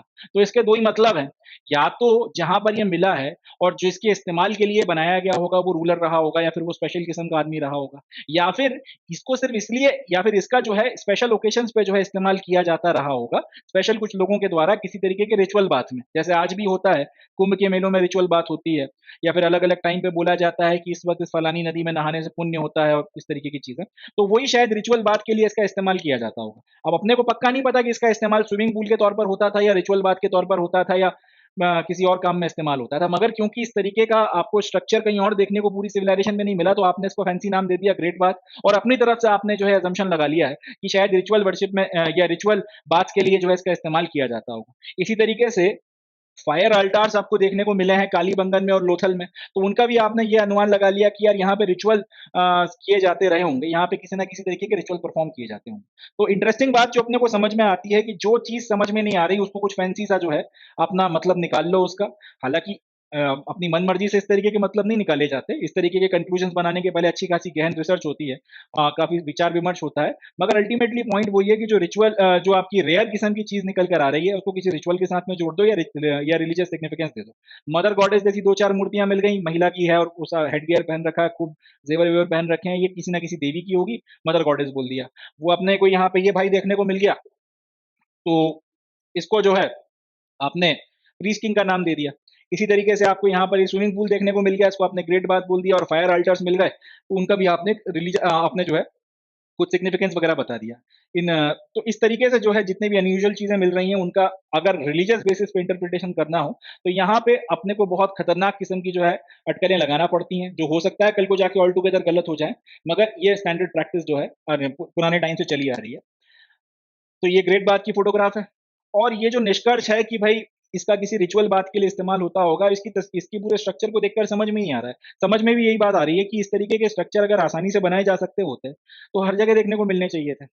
और अगर इलीट्स के लिए भी बनाए जाते तो हर शहर में कोई ना कोई इलीट तो होता होगा, बड़े बड़े जो सेंटर्स थे वहां पे इस तरीके के और भी आपको देखने को मिलना चाहिए थे स्ट्रक्चर्स, बट एक ही जगह पे मिला है और इतना मेहनत और इतना पुरुषार्थ से बनाया गया है, तो हो ना हो रिचुअल बात के लिए इस्तेमाल होगा या फिर इसका कोई रिलीजियस सिग्निफिकेंस किसी ना किसी तरीके से होगा. इसके बेसिस पर ये निष्कर्ष निकालना कि ये आपका रिचुअल बात के लिए या रिचुअल्स के लिए इस्तेमाल होता होगा, ये वाजिब भी लगता है.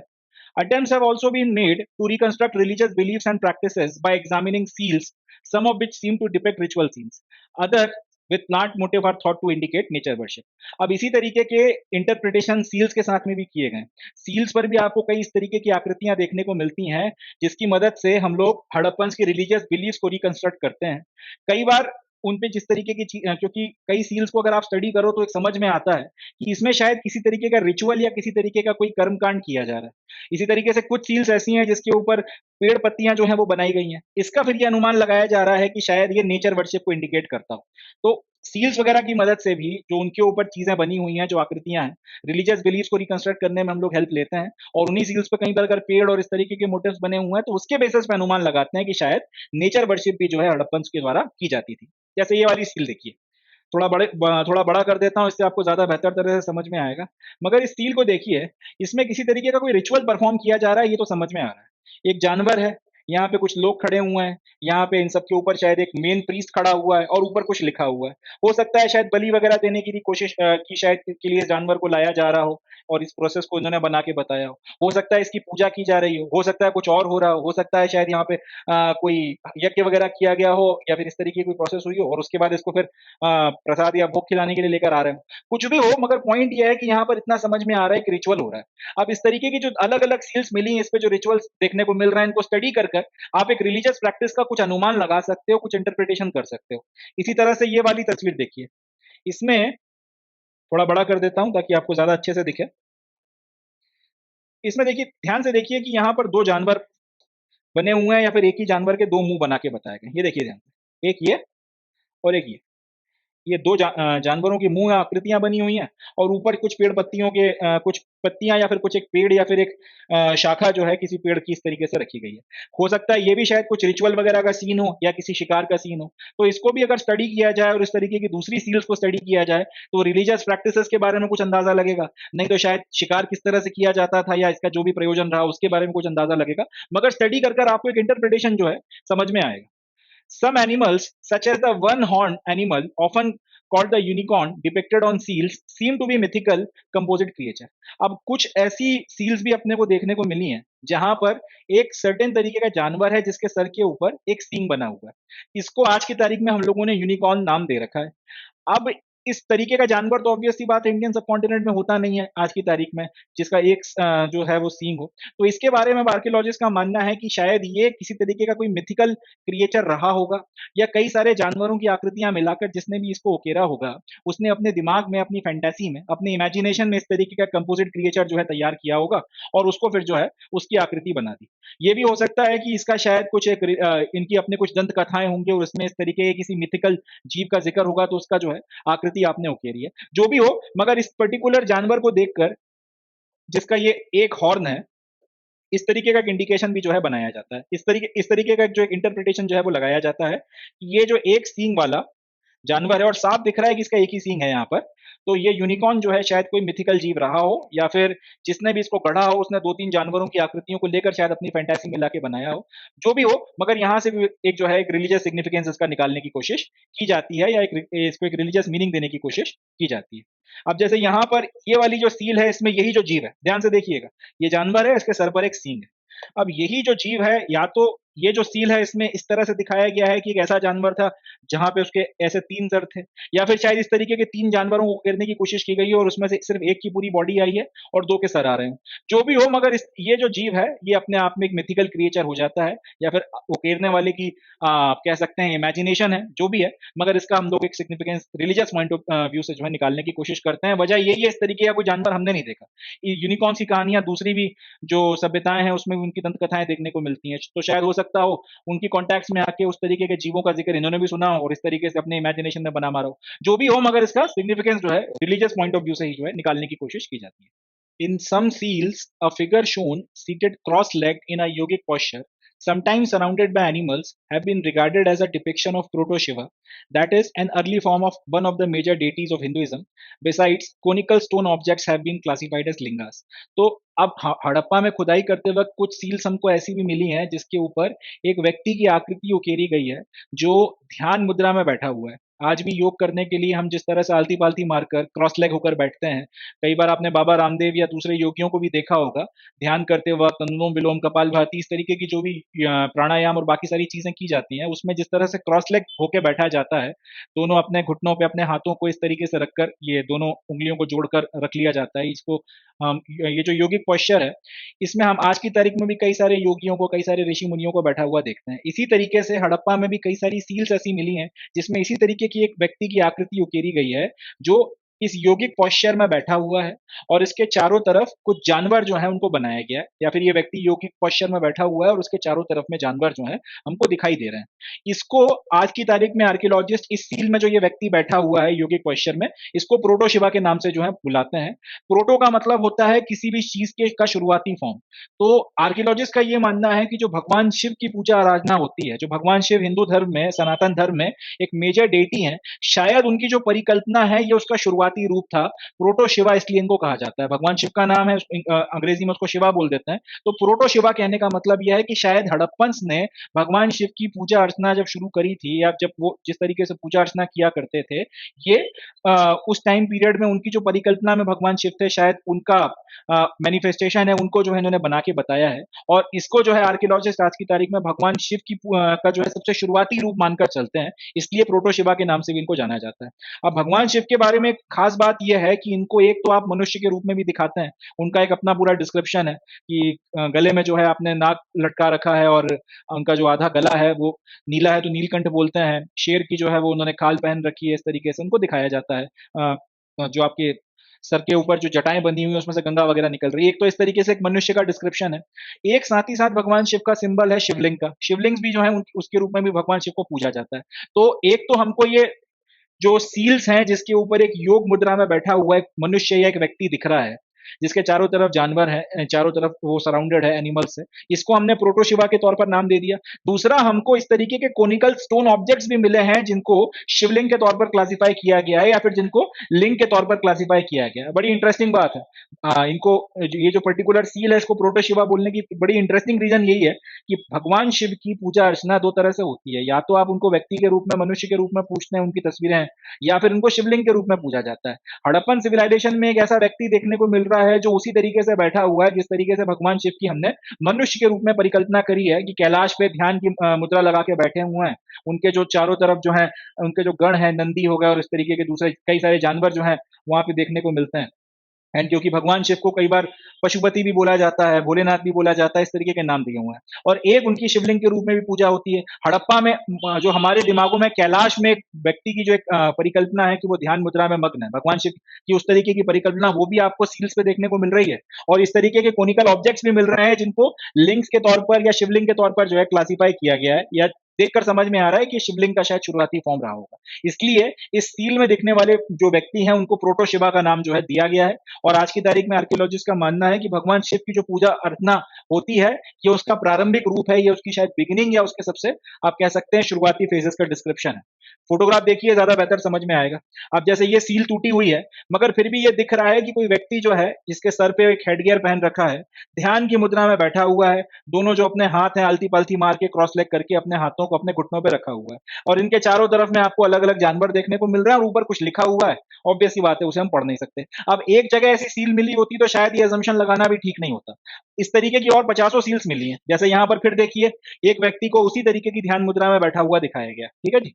फिर से उनके सर पर उसी तरीके का एक हेडगियर जो है वो भी देखने को मिल रहा है। उसी तरीके की ध्यान मुद्रा में वो एग्जैक्टली उसी तरह से बैठे हैं। ध्यान से देखिएगा, ये यहाँ पर और ये यहाँ पर, यहाँ तो टूट गया है, मगर यहाँ पर इनका जो आसन है वो भी एग्जैक्टली सेम है। ठीक है, इनका जो हेडगियर है वो भी ऑलमोस्ट ऑलमोस्ट सेम है। तो इससे अंदाजा लगाया जा रहा है कि शायद ये एक ही डेटी है। ये अलग अलग मनुष्य, या तो ये हो सकता है कि एक योग की प्रैक्टिस करते हुए अलग अलग मनुष्य हों, या फिर ये है कि एक ही देवता या फिर एक ही डेटी का अलग अलग मैनिफेस्टेशन है। अब किस्मत अच्छी है कि ये वाली जो सील है वो टूटी नहीं है, तो इसमें दोनों हिस्से दिख रहे हैं। ये एक और देखिए, एक और सील है यहाँ पर, एग्जैक्टली जो पहली वाली सील था उसका आपको जो है पूरा पूरा जो है ये पूरा पूरा लगभग लगभग वही जो है पॉस्चर आपको देखने को मिलता है। मगर ये सील टूटी नहीं है, वो वाली सील टूट गई है, ये आधा हिस्सा इसका टूटा हुआ है, यहाँ पे ये टूटी नहीं है। तो यहाँ पर भी जो है हमको लगभग लगभग वही चीज देखने को मिलती है। इसके बेसिस पर ये मानना, ये जो अनुमान है कि भाई ये किसी देवता की तस्वीर है, या फिर देवताओं का जो भी या फिर ये किसी भगवान शिव का जो है शुरुआती रूप है जिनकी पूजा अर्चना ये लोग किया करते थे, ये बात मानना या फिर ये बात अज्यूम करना मेरे हिसाब से मतलब लॉजिकल है। क्योंकि भगवान शिव का जो क्योंकि देखिए यहाँ से भगवान शिव का जो हमारे दिमाग में थॉट प्रोसेस है कि कैलाश में बैठकर वो इस तरीके से ध्यान मग्न है, इस तरह, और उनके चारों तरफ नंदी और बाकी सारे गण हैं और जानवर वगैरह हैं, लगभग लगभग वही चीज जो है उसी चीज का आभास यहाँ से होते हुए दिख रहा है। एक जगह देखने को मिलता तो शायद इस बात को ये अटकल लगाना भी ठीक नहीं होता, मगर इस तरीके की कई सील्स अगर एक के बाद एक मिल रही हैं और ये पर्टिकुलर चीज अगर कॉमन है तो फिर ये अंदाजा वाजिब है। इसी तरीके से ये जो शिवलिंग है वो आपको देखने को मिले। अब आंख देख, ये साफ साफ देखने में समझ में आ रहा है कि ये शिवलिंग है। ठीक है, और इस तरीके का पॉस्चर सील्स पे दिखना और इस तरीके का शिवलिंग मिल जाना, तो ये एक इंडिकेशन है कि हो ना हो ये लोग भगवान शिव की पूजा करते थे, या भगवान शिव की जो पूजा आज हम करते हैं ये हम लोगों ने हड़प्पन से ही जो है ये चली आ रही है, उस टाइम पीरियड से जो है ये प्रोसेस होती है। और देखिए, इस तरीके के कालीबंगन से आपको जो है शिवलिंग देखने को मिले। ये देखिए, एक शिवलिंग ये हो गया, एक ये हो गया, ये हो गया, इस तरीके के छोटे छोटे शिवलिंग भी जो है देखने को मिले हैं। तो इसके बेसिस पर फिर ये जो पर्टिकुलर अजम्पशन है, ये लगाना वाजिब है ये कि भाई ये शायद प्रोटो शिवा है या भगवान शिव की जो पूजा अर्चना होती थी, ये उसका प्रारंभिक फेज है, ये उसका शुरुआती टाइम पीरियड है. Many reconstructions of Harappan religion are made on the assumption that later traditions provide parallel with the earlier ones. This is because archaeologists often move from the known to the unknown, that is from the present to the past. तो जैसे कि अभी अपन ने इसके पहले देखा कि भगवान शिव की हमारे दिमाग में एक सर्टेन तरीके से इमेज बनी हुई है, और भगवान शिव को क्योंकि एक मनुष्य के रूप में भी हम जानते हैं, क्योंकि हमारे दिमाग में क्या इमेज है, एंड शिवलिंग के रूप में भी पूजा जाता है. दोनों चीजों से मैच करते हुए क्योंकि अपने पास में हड़प्पा के कुछ एविडेंसेस मिल गए, स्टील पे एक व्यक्ति देखने को मिल गया उसी तरीके के क्रॉस लेग पोस्चर में, जैसे भगवान शिव को हम इमेजिन करते हैं कैलाश पे बैठे हुए, और शिवलिंग भी देखने को मिल गए. तो उसके बेसिस पे फिर हमने अंदाजा लगाया कि हो ना हो यार ये जो सील है इसमें ये जो व्यक्ति बताया गया, बना के उकेरा गया, ये शायद भगवान शिव का शुरुआती रूप था जो हड़प्पन्स ने अपना इमेजिन किया होगा, और उसके बेसिस पे हमने उनको प्रोटो शिवा बोलना शुरू कर दिया. यही जो थॉट प्रोसेस है और भी काफी सारी रिलीजियस प्रैक्टिसेस को डेवलप करने में, या फिर या फिर काफी सारी रिलीजियस प्रैक्टिसेस के बारे में अपने असम्पशंस लगाने में जो है यूज किया जाता है, कि कई सारे हड़प्पा की जो रिलीजियस प्रैक्टिसेस हैं उसके कई सारे असम्पशंस हम लोग इसी तरीके से लगाते हैं कि आज की तारीख में जिस तरीके की रिलीजियस प्रैक्टिसेस सनातन धर्म में या हिंदू धर्म में प्रैक्टिस की जा रही है, क्या उस टाइम पे मिला हुआ कोई एविडेंस है ऐसा जिसके साथ में हम लोग कोई पैरेलल ड्रॉ कर सकें. जैसे अगर कुछ सील्स हैं उसके ऊपर अगर कुछ पेड़ पौधे बने हुए हैं, कुछ पेड़ों को दिखाया गया है, उकेरा गया है. अब आज की तारीख में हमको पता है कि पीपल जो है उसको पवित्र माना जाता है, उसकी पूजा अर्चना की जाती है. अब अगर पीपल के पत्ते से मिलता जुलता अगर कोई पत्ता कहीं पर किसी सील पे देखने को मिला, या फिर अगर पीपल के पेड़ से मिलता जुलता अगर किसी पेड़ की आकृति किसी सील पर या किसी और डिस्क्रिप्शन पर किसी पॉटरी के ऊपर बनी हुई डिजाइन में हमको देखने को मिली, तो उसके बेसिस पे फिर हम पैरेलल्स ड्रॉ कर सकते हैं कि यार हो ना हो जिस तरह से आज की तारीख में पीपल को पवित्र माना जाता है, उस टाइम पीरियड पे ये लोग भी पीपल को पवित्र मानते थे और उसकी पूजा अर्चना करते थे या उसका कुछ रिलीजियस सिग्निफिकेंस था.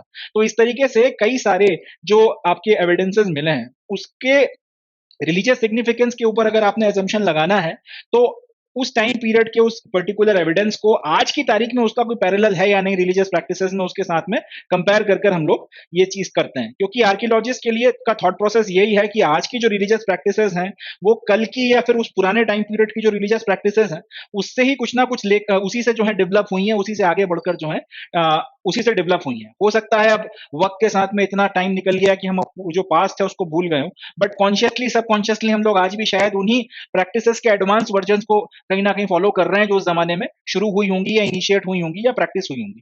तो जो चीज हमको पता है वहां से जो चीज हमको नहीं पता है उसकी तरफ में मूव करना आसान है, या फिर जो आज की तारीख में हम लोग हैं उससे अगर हम लोग पीछे की तरफ में जाएंगे तो शायद ज्यादा सटीक तरह से ज्यादा बेहतर तरह से हम लोग अपने पास्ट को समझ सकते हैं, बजाय इसके कि अगर उसको हम लोग एकदम सॉलिट्यूड में स्टडी करने लगे. अगर हम ये बोलें कि नहीं इस सिविलाइजेशन से हमारा कोई लेना देना ही नहीं है, हम तो एकदम ही अलग किस्म के लोग हैं, और उसके बाद उसको स्टडी करना शुरू करें तो फिर शायद हम उसको उतना बेहतर तरह से ना समझ पाएंगे.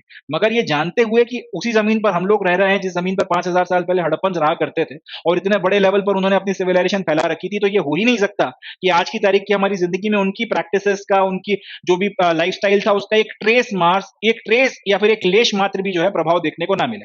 तो इस असम्पशन के साथ में अगर हम चलें और आज की जो हमारी रिलीजियस प्रैक्टिसेस हैं उनका अगर हम लोग पैरेलल ड्रॉ करें, या फिर यूं बोलूं कि जो नोन है उससे अगर हम लोग अननोन की तरफ में मूव करते हैं, तो आर्कियोलॉजिकली हड़प्पन सिविलाइजेशन की रिलीजियस प्रैक्टिसेस को स्टडी करने का, समझने का और अंडरस्टैंड करने का ज्यादा बेहतर जो है ज्यादा बेहतर स्पेक्ट्रम तैयार होता है. While this is plausible in the case of stone coins and pots, it becomes more speculative when we extend it to religious symbols. And जाहिर सी बात है अगर आपको डेली यूज का सामान अगर मिल रहा है, अगर आपको चक्की जो हाथ से चलाई जाती है जो आज भी घरों में इस्तेमाल होती है, उस तरीके की चक्की अगर आपको उस टाइम पीरियड में देखने को मिल रही है तो वैसी चक्की आज भी यूज होती है, पैरेलल ड्रॉ करना आसान है. इसी तरीके से अगर पॉटरी वगैरह के में जो अलग अलग पॉट्स हैं उनका तब भी वही प्रयोजन था, आज भी वही प्रयोजन है, तो उनको देखकर आसानी से जो है आप ये कर सकते हो कि आज भी इनका यही इस्तेमाल हो रहा है, तब भी मोरलेस ये इस्तेमाल होता था. तो ये तो बहुत आसानी से हो जाता है. रिलीजियस सिंबल्स के केस में मगर ये चीज आप कह सकते हैं कि हमारे जो अनुमान है वो ज्यादा आप कह सकते हैं इस तरीके से कह सकते हैं कि जो हमारे अनुमान है वो बहुत ज्यादा स्पेक्युलेटिव हो जाते हैं. हम बहुत सारी चीजें अज्यूम कर लेते हैं, बहुत सारी चीजें गेस कर लेते हैं, और उसके बाद में फिर हम लोग जो है इनको स्टडी करते हैं या फिर इसके बारे में कुछ अपना राय बनाते हैं. और इस तरीके की जो स्पेक्युलेटिव स्टडी होती है, जाहिर सी बात है इनका वक्त के साथ में अगर और एविडेंसेस मिले तो कल को इनके चेंज होने की संभावना ज्यादा बन जाती है, बजाय जो एकदम ऑब्वियस समझ में आ रहा है क्वेंस हो गए, पॉट्स हो गए, इस तरीके की चीजों के रिस्पेक्ट में. इनके बारे में जो assumption फंक्शंस हैं शायद इसमें बहुत ज्यादा बदलाव नहीं आएगा। ये हो सकता है कि एक आध नया फंक्शन पता चल जाए कि इसके लिए भी इनका इस्तेमाल होता था। मगर अब एकदम ही रिलीजियस सिंबल के केस में हमने, क्योंकि हमारे पास ज्यादा कुछ गाइडिंग लाइट्स नहीं है, प्रिंसिपल जो भी हम पैरेलल्स वगैरह ड्रॉ करके हम स्टडी कर रहे हैं उसके बेसिस पे हो सकता है आज जिस निष्कर्ष पे पहुंचे कल वो निष्कर्ष ऑल टुगेदर पूरी तरीके से गलत भी साबित हो सकता है। तो यहाँ पर स्पेकुलेशन बढ़ जाता है। प्रोटोशिवा की सील ये बात ज्यादा बेहतर तरह से एक्सप्लेन करती है। जो यहाँ पर लिखा हुआ है कि जब आप रिलीजियस सिंबल्स के केस में ये पूरा का पूरा जो थॉट प्रोसेस है कि जो हमको आज पता है, जो आज हम प्रैक्टिसेस करते हैं, उससे हम लोग ये पूरा पास में जाने की कोशिश या नोन टू अननोन में जाने की जो कोशिश करते हैं, ये रिलीजियस सिंबल्स के केस में कैसे स्पेक्युलेटिव हो जाती है और कैसे बहुत हम लोग प्रामाणिक तौर पे कुछ नहीं कह सकते वो कैसे होता है, ये प्रोटोशिवा के केस में हमको समझ में आता है। अब प्रोटोशिवा की जो सील्स हैं, इसमें हमने जो भी हमको ये प्रोटो भगवान शिव का जो हमारे दिमाग में थॉट प्रोसेस है और प्रोटोशिवा की जो ये सील्स हैं और जो शिवलिंग के जो छोटे छोटे हमको कोनिकल शेप में देखने को शिवलिंग मिले हैं, उसके बेसिस पे हमने एक अनुमान लगा लिया कि यार ये भगवान शिव का शुरुआती फेज है और इनको प्रोटोशिवा बोल दिया। अब ऋग्वेद में जो अर्लीस्ट नोन रिलीजियस टेक्स्ट है, जिसके बारे में आज की तारीख में यह माना जाता है कि 1500 से 1000 बिफोर कॉमन एरा के बीच में लिखा गया था, मगर कई लोग बोलते हैं कि ये इससे और बहुत ज्यादा पुराना है। खैर वो एक अलग बात है, बट ऋग्वेद जो अर्लीस्ट रिलीजियस टेक्स्ट है इंडियन सब कॉन्टिनेंट का, उसमें एक देवता का जिक्र आता है जिनका नाम है रुद्र। ठीक है जी। अब भगवान शिव के लिए भी ये नाम जो है रुद्र, ये इस्तेमाल होता है लेटर पुरानिक ट्रेडिशंस में। इंटरेस्टिंग बात है, हम लोगों ने हड़प्पा के टाइम पीरियड पे मिली हुई सील्स वगैरह सबके बेसिस पे ये देवता को नाम दे दिया प्रोटोशिवा। ऋग्वेद में एक देवता का जिक्र आता है जिनका नाम है रुद्र। बाद में जब पुरानिक ट्रेडिशंस डेवलप हुए तब भगवान शिव को रुद्र के नाम से भी जाना गया। फर्स्ट मिलेनियम कॉमन एरा के आसपास, जिसके बारे में चैप्टर 4 में हम लोग डिटेल में पढ़ेंगे, तब भगवान शिव को रुद्र के नाम से भी जाना गया। अब प्रॉब्लम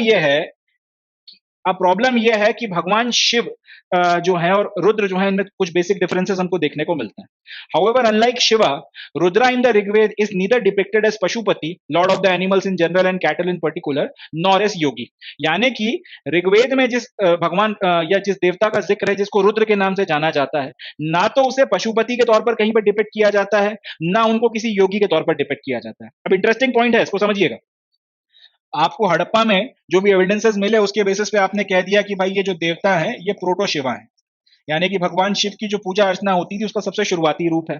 अब ऋग्वेद में एक देवता का जिक्र आता है जिनको बोला जाता है रुद्र।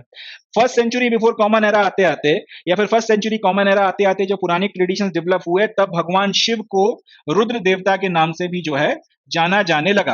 मगर ऋग्वेद में जिस रुद्र देवता का जिक्र है और भगवान शिव का जो ये पशुपति रूप है, इसमें किसी तरीके की कॉमनैलिटी देखने को नहीं मिलती। भगवान ये जो रुद्र हैं इनको ना तो पशुपति के रूप में डिपिक्ट किया जाता है, ना योगी के रूप में डिपिक्ट किया जाता है। In other words, this depiction does not match the description of Rudra in the Rigveda. तो भगवान शिव को आज की तारीख में भले ही रुद्र के नाम से जाना जाता हो और जो पुराना हमको जो प्रोटो शिवा है उनको हमने पशुपति बोल दिया, मगर ऋग्वेद का जो डिस्क्रिप्शन है रुद्र का, वो आपके भगवान वो इस पशुपति या फिर जो भगवान शिव का जो हड़प्पा के टाइम पीरियड में जो हमको डिस्क्रिप्शन मिल रहा है उससे किसी भी तरीके से मैच नहीं कर रहा। Is this then possibly a shaman as some scholars have suggested? अब अगर हम लोग ये मानकर चलें कि भाई ये जो प्रोटो शिवा है जिसको हमने पशुपति बोला और ये जो ऋग्वेद के में जो रुद्र करके देवता का जिक्र किया गया है, बाद में जब भगवान शिव को रुद्र के नाम से जाना जाता है, तो यहां पर जो ये रुद्र हैं ऋग्वेद में जो रुद्र बताए गए हैं और जो प्रोटो शिवा हमको देखने को मिले हड़प्पन सिविलाइजेशन में, इसमें किसी तरीके का कोई कनेक्शन नहीं बनता। तो क्या ऐसा हो सकता है, क्या ये मान लिया जाए कि ये जो जिसको हम लोग प्रोटो शिवा बोल रहे हैं ये भगवान शिव हुई ना, हो सकता है ये कुछ और हो। अब अगर कुछ और होंगे तो क्या हो सकता है, उसका फिर जवाब आर्कियोलॉजिस्ट खुद देने की कोशिश करते हैं। अगर भगवान शिव नहीं या फिर प्रोटो शिवा नहीं, तो हो सकता है ये जिस व्यक्ति की आकृति डिस्क्राइब की गई है ये शायद कोई एक शमन हो। शमन कौन होते हैं? अगर आप बहुत सिंपल भाषा में बात में बोलें तो शमन का मतलब होता है तांत्रिक या ऐसे लोग जिनके पास में सुपर नेचुरल एबिलिटीज होती हैं, हील करने की पावर होती हैं, या फिर जिनके बारे में ऐसा कहा जाता है कि वो दूसरी दुनिया के साथ में कांटेक्ट कर सकते हैं। अब ये बिलीव्स हैं, कई लोग मानते हैं कई लोग नहीं मानते, मगर शमन इस तरीके के लोगों को पुराने जमाने में कहा जाता था, जिसके बारे में ये मानते थे कि भाई इसके पास चले जाओ, ये आशीर्वाद देगा तो ठीक हो जाएगा और ये सारी चीजें। तो जिनका हीलिंग पावर माना जाता था कि है, या फिर ये कि देवताओं के ज्यादा करीब हैं, ये दूसरी दुनिया के साथ कनेक्ट कर सकते हैं, या तांत्रिक बोल लीजिए, इस तरीके की चीज है। तो अगर भगवान ये जो प्रोटो शिवा का डिस्क्रिप्शन रुद्र से नहीं मिल रहा, और रुद्र को ही बाद में भगवान शिव के लिए इस्तेमाल किया गया, एक और नाम जो है रुद्र के तौर पर यूज किया गया है। तो अगर ये प्रोटो शिवा भगवान शिव नहीं है तो फिर क्या हो सकते हैं? ऐसी कंडीशन में आर्कियोलॉजिस्ट बोलते हैं हो सकता है फिर ऐसी, ये शायद एक शमन है। शमन का मतलब क्या? ऐसा कोई व्यक्ति जिसके पास हीलिंग पावर या मैजिकल पावर होती है, या फिर वो क्लेम करता है कि मेरे पास मैजिकल या हीलिंग पावर है, एंड जो शायद दूसरी दुनिया के लोगों के साथ कम्युनिकेट कर सकता है। इस तरीके की जो आप कह सकते हैं अकल्ट करने वाले तांत्रिक किस्म के जो लोग होते हैं, शायद हो सकता है ये शमन का डिस्क्रिप्शन जो है वो इन सील्स के ऊपर बनाया गया हो। अब जो भी हो, एग्जैक्ट हकीकत हम लोगों को कभी पता नहीं चल सकती। अब इस तरीके के जो सवाल हैं, इनके जवाब अपने पास में कभी नहीं आते।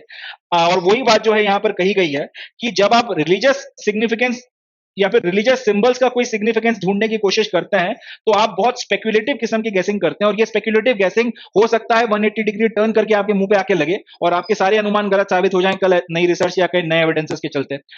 हो सकता है शायद इसमें से आधी बातें सच निकले, आधी बातें गलत निकले, हो सकता है पूरा का पूरा या फिर ऑलमोस्ट 80-90% के आसपास तक सही निकले, बट ओवरऑल यहां पर ये कहा जा सकता है कि हम अटकलें ज्यादा लगा रहे हैं, अनुमान ज्यादा लगा रहे हैं, एविडेंसेस के बेसिस पर हम लोग यहाँ पर ज्यादा बात नहीं कर रहे हैं। इस तरीके से इस बात को डिस्क्राइब किया जा सकता है, इस तरीके से इसको बताया जा सकता है। और ये जो एग्जाम्पल है ये इस बात को बहुत अच्छे से क्लियर करता है कि अगर ये प्रोटो शिवा नहीं है तो फिर ये क्या हो सकते हैं। अगर इनको रुद्र देवता बोल दिया जाए तो ऋग्वेद के रुद्र से बिल्कुल नहीं मैच करते, और या फिर ऋग्वेद के जो रुद्र हैं वो प्रोटो शिवा से बिल्कुल भी मैच नहीं करते, मगर भगवान शिव को रुद्र के नाम से जाना जाता है। तो इस तरीके के जो कंफ्यूजन हैं, इस तरीके के सवालों के जवाब अपने पास में कभी भी अल्टीमेटली शायद पूरी तरह से निकल कर ना आए, या फिर इस तरह से कह सकते हैं कि इस तरीके के सवालों का हम लोग कभी भी बहुत ज्यादा सेटिस्फैक्टरी तरीके से जवाब ना दे पाए। चलें आगे बढ़ते हैं।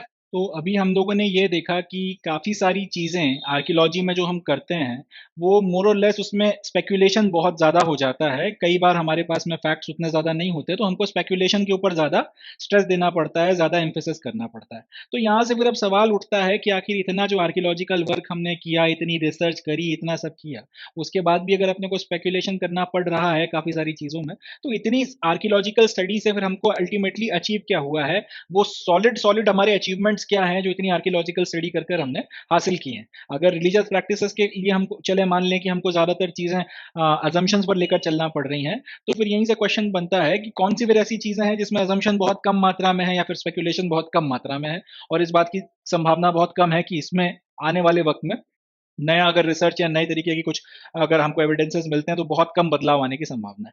तो ये जो क्वेश्चन है उसी से ये पॉइंट या फिर ये टॉपिक निकल कर आता है, what has been achieved after so many decades of archaeological work, या फिर ये सवाल निकल कर आता है कि इतने सालों या इतने दशकों का जो आर्कियोलॉजिकल वर्क है, 1850 के आसपास से हड़प्पा में खुदाई शुरू हुई थी, 1850 से 1950 और लगभग ये 2000 यानी कि 150 साल पहले, और आज ये मिला लें तो लगभग 170-175 साल हो रहे हैं इस पर्टिकुलर सिविलाइजेशन को स्टडी करते हुए। तो आखिर क्या क्या वो चीजें हैं जो सॉलिड तौर पर हम कह सकते हैं, या फिर जिसके बारे में हम लोग प्रामाणिक तौर पर, निर्णायक तौर पर कुछ कह सकते हैं, क्या हमने आखिर अचीव किया है। तो जवाब यह है कि आज की तारीख में हमें हड़प्पन इकोनॉमी के बारे में एक बहुत फेयर आइडिया है, फेयरली एक गुड आइडिया है, हमें एक बेहतर अंडरस्टैंडिंग है हड़प्पन इकोनॉमी के बारे में कि ये किस तरीके से काम करते थे, किस तरीके की इनकी फंक्शनिंग थी, किस तरीके से ये अपना पूरा काम कारोबार चलाया करते थे, किस तरीके की अर्थव्यवस्था थी, लोग किस किस तरीके की इकोनॉमिक एक्टिविटीज में लगे हुए थे, इसके बारे में आज की तारीख में हमारे पास में एक फेयर अंडरस्टैंडिंग है।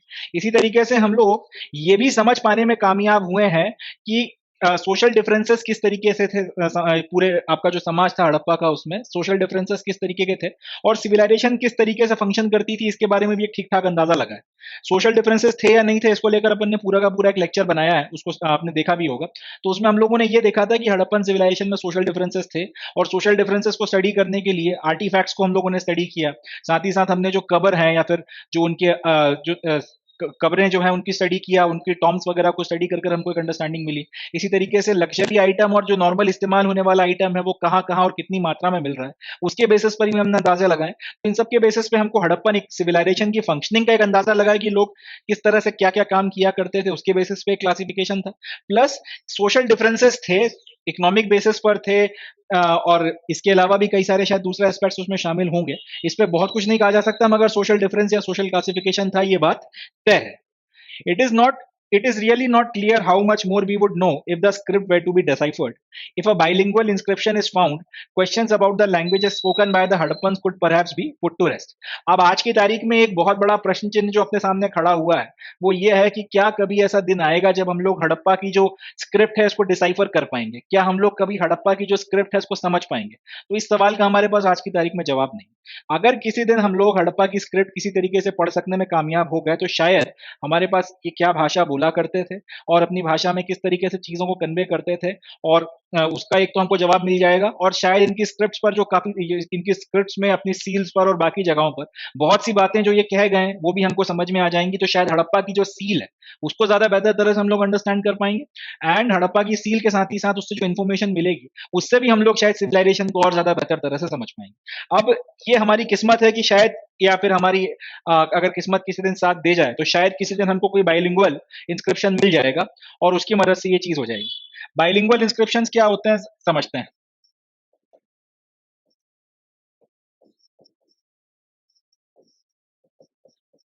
या बाइलिंगुअल अगर आपके पास में कोई सोर्स आ जाए तो उससे किस तरह से हम लोग हड़प्पा वालों की भाषा पढ़ सकते हैं उसको समझते हैं। हुआ क्या कि अपने को जो सिक्के वगैरह काफी सारे जो हमारा आज का इलाका है अफगानिस्तान का या नॉर्थ वेस्ट का जो इलाका है वहां पे आपको काफी सारे सिक्के मिल गए ग्रीक राजाओं के। अब ग्रीक राजाओं ने जो सिक्के जारी किए थे उन सिक्कों में एक तरफ तो उन्होंने अपनी ग्रीक भाषा में जो है अपना नाम और बाकी सारी चीजें लिखी थी, और दूसरी तरफ खारोष्टी लिपि जो थी उसमें उन्होंने काफी सारी बातें लिखी हुई थी। अब खारोष्टी लिपि लोगों को उस वक्त पता नहीं था कि कैसे पढ़ी जाती है, खारोष्टी लिपि का कोई अंदाजा नहीं था, मगर क्योंकि ग्रीक भाषा में सामने की तरफ जो चीज लिखी है खारोष्टी लिपि में सिक्के के दूसरी तरफ में वही बात लिखी होगी, इसके बेसिस पर अब वो स्कॉलर्स जो ग्रीक भाषा पढ़ सकते थे उन्होंने खारोष्टी भाषा के अक्षरों को उसके साथ में जमाना शुरू किया और पैरेलल लगाना शुरू किया। जैसे कि खारोष्टी भाषा का मुझे सिंबल एग्जैक्ट ध्यान नहीं है, मगर लेट से एक सिंबल ऐसा हो गया, एक सिंबल ऐसा हो गया, एक सिंबल ऐसा हो गया, एक सिंबल ऐसा हो गया, इस तरीके से अगर खारोष्टी भाषा के सिक्के की एक तरफ में कुछ ऐसे सिंबल्स लिखे हुए हैं और सिक्के की एक तरफ में आपको रोमन लिपि में ये में जो है कोई नाम लिखा हुआ है, तो उसके बेसिस पे आपने लगाया कि यार पहला अक्षर ए लिखा है और उसके करस्पॉन्डिंग पहला जो सिंबल है ये बना हुआ है, तो हो सकता है खारोष्टी में इसको जो है ए प्रोनाउंस किया जाता हो। दूसरा अक्षर बी लिखा हुआ है और उसके करस्पॉन्डिंग जो है सिक्के के ऊपर खारोष्टी में ये सिंबल बना है, मतलब ये वाले सिंबल को बी, इसी तरीके से लेट से इस वाले को डी, इस वाले को वाई। तो ऐसे आपने फिर पैरेलल जमा कर जो अलग अलग उस खारोष्टी लिपि के जो अलग अलग वर्ड्स थे उनका प्रोनाउंसिएशन पता कर लिया कि इसको ए बोलते हैं, इसको बी बोलते हैं, इसको डी बोलते हैं, इसको वाई बोलते हैं। उसके बाद में फिर उसको प्रोनाउंस करके देखा तो आपको फिर समझ में आ गया, राजा का नाम जो आपने ग्रीक भाषा में लिखा था वही राजा का नाम फिर खारोष्टी भाषा में लिखा हुआ था। इसी तरीके से अ, अब खारोष्टी भाषा में और बाकी जो आपकी इंडियन लैंग्वेजेस में अशोक के जो इंस्क्रिप्शंस मिले थे उनको स्टडी किया गया, क्योंकि अब आपको खारोष्टी पढ़ना आ गई थी तो जो इंस्क्रिप्शन में एक बात जो है आपकी ब्राह्मी लिपि में लिखी हुई है वही बात जो है खारोष्टी लिपि में लिखी थी, खारोष्टी पढ़ना आ गई तो उससे आपने ब्राह्मी पढ़ना सीख ली, इससे डिसाइफर कर लिया आपने शिलालेखों को और उसकी मदद से फिर आपको जो है पता चल गया। तो इस तरीके से अगर एक आपके पास में कोई बाइलिंगुअल इंस्क्रिप्शन मिल जाए जिसमें से एक भाषा अगर आपको पढ़ना आती हो तो दूसरे के बारे में अंदाजा लग जाता है।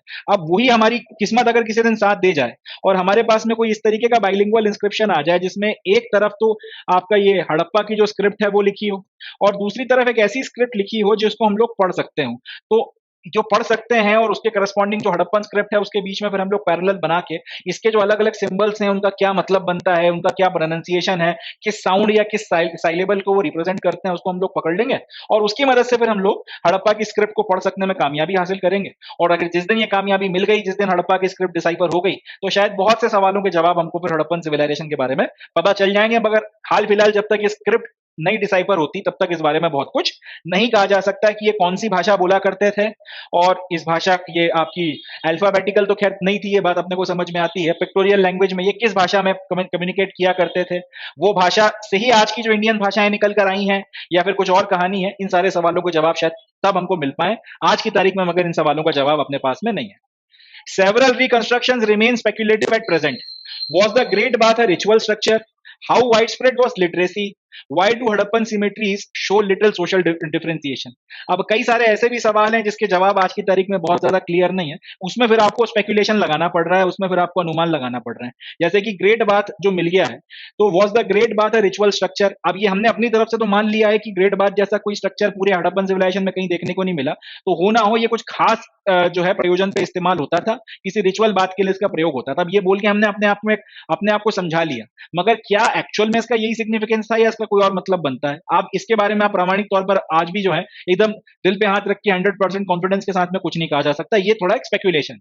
इसी तरीके से लिटरेसी कितनी वाइड स्प्रेड थी, कितने लोग पढ़े लिखे थे, कितने लोग जो है आपका पढ़ सकते थे, कितनों के पास में अक्षर ज्ञान था, इस सवाल का अपने पास में आज की तारीख में कोई जवाब नहीं है। अब इस पे फिर एक स्पेक्युलेशन लगाना पड़ेगा कि सील्स क्योंकि बड़ी मात्रा में मिली हैं और हड़प्पा की स्क्रिप्ट छोटी छोटी जगहों पर भी जो है इस्तेमाल हुई है, तो शायद लोग पढ़ लिख सकते होंगे, बड़ी मात्रा में पढ़ लिख सकते होंगे। अब ये अपना स्पेक्युलेशन है, सही है गलत है, कितना सही है कितना गलत है, इस पे कुछ खास कहा नहीं जा सकता। इसी तरह से हड़प्पा में ये तो समझ में आता है कि सोशल डिफरेंशिएशन था, इकोनॉमिक बेसिस पर था, कास्ट बेसिस जैसा कोई डिफरेंशिएशन था या नहीं था वो अपने को नहीं पता, मगर इकोनॉमिक बेसिस पर सोशल डिफरेंशिएशन समझ में आता है। तो जिस तरीके से अगर आर्थिक तौर पर सोशल डिफरेंशिएशन था, तो सिमेट्रीज में यानी कि जहां पर ये अपने मुर्दे दफनाया करते थे वहां पर भी ये सोशल डिफरेंशिएशन देखने को मिलना चाहिए। वहां पर चकित करते हुए अपने को बहुत ज्यादा सोशल डिफरेंशिएशन देखने को नहीं मिलता। तो अगर हड़प्पा की सोसाइटी में सोशल डिफरेंशिएशन था, तो मरने के बाद में कब्रों में जब दफनाया जा रहा है वहां पर सोशल डिफरेंशिएशन इतना क्यों नहीं समझ में आ रहा? इस सवाल का आज की तारीख में कोई एक आप कह सकते हैं कि प्रामाणिक जवाब अपने पास में नहीं है। तो इस तरीके की जो है अब यहां पर आपने को स्पेक्युलेशन लगाना पड़ता है। हो सकता है कल को अगर ज्यादा कुछ नए एविडेंसेस मिले तो उनके जवाब अपने पास में मिले, पर आज की तारीख में जो जवाब है वो ज्यादा स्पेक्युलेटिव है बजाय ज्यादा फैक्चुअल बेसिस के ऊपर, फैक्ट्स के ऊपर जो है बेस्ड होने के। Also unanswered are questions on gender. Did women make pottery or did they only paint pots as the present? What about other craft person?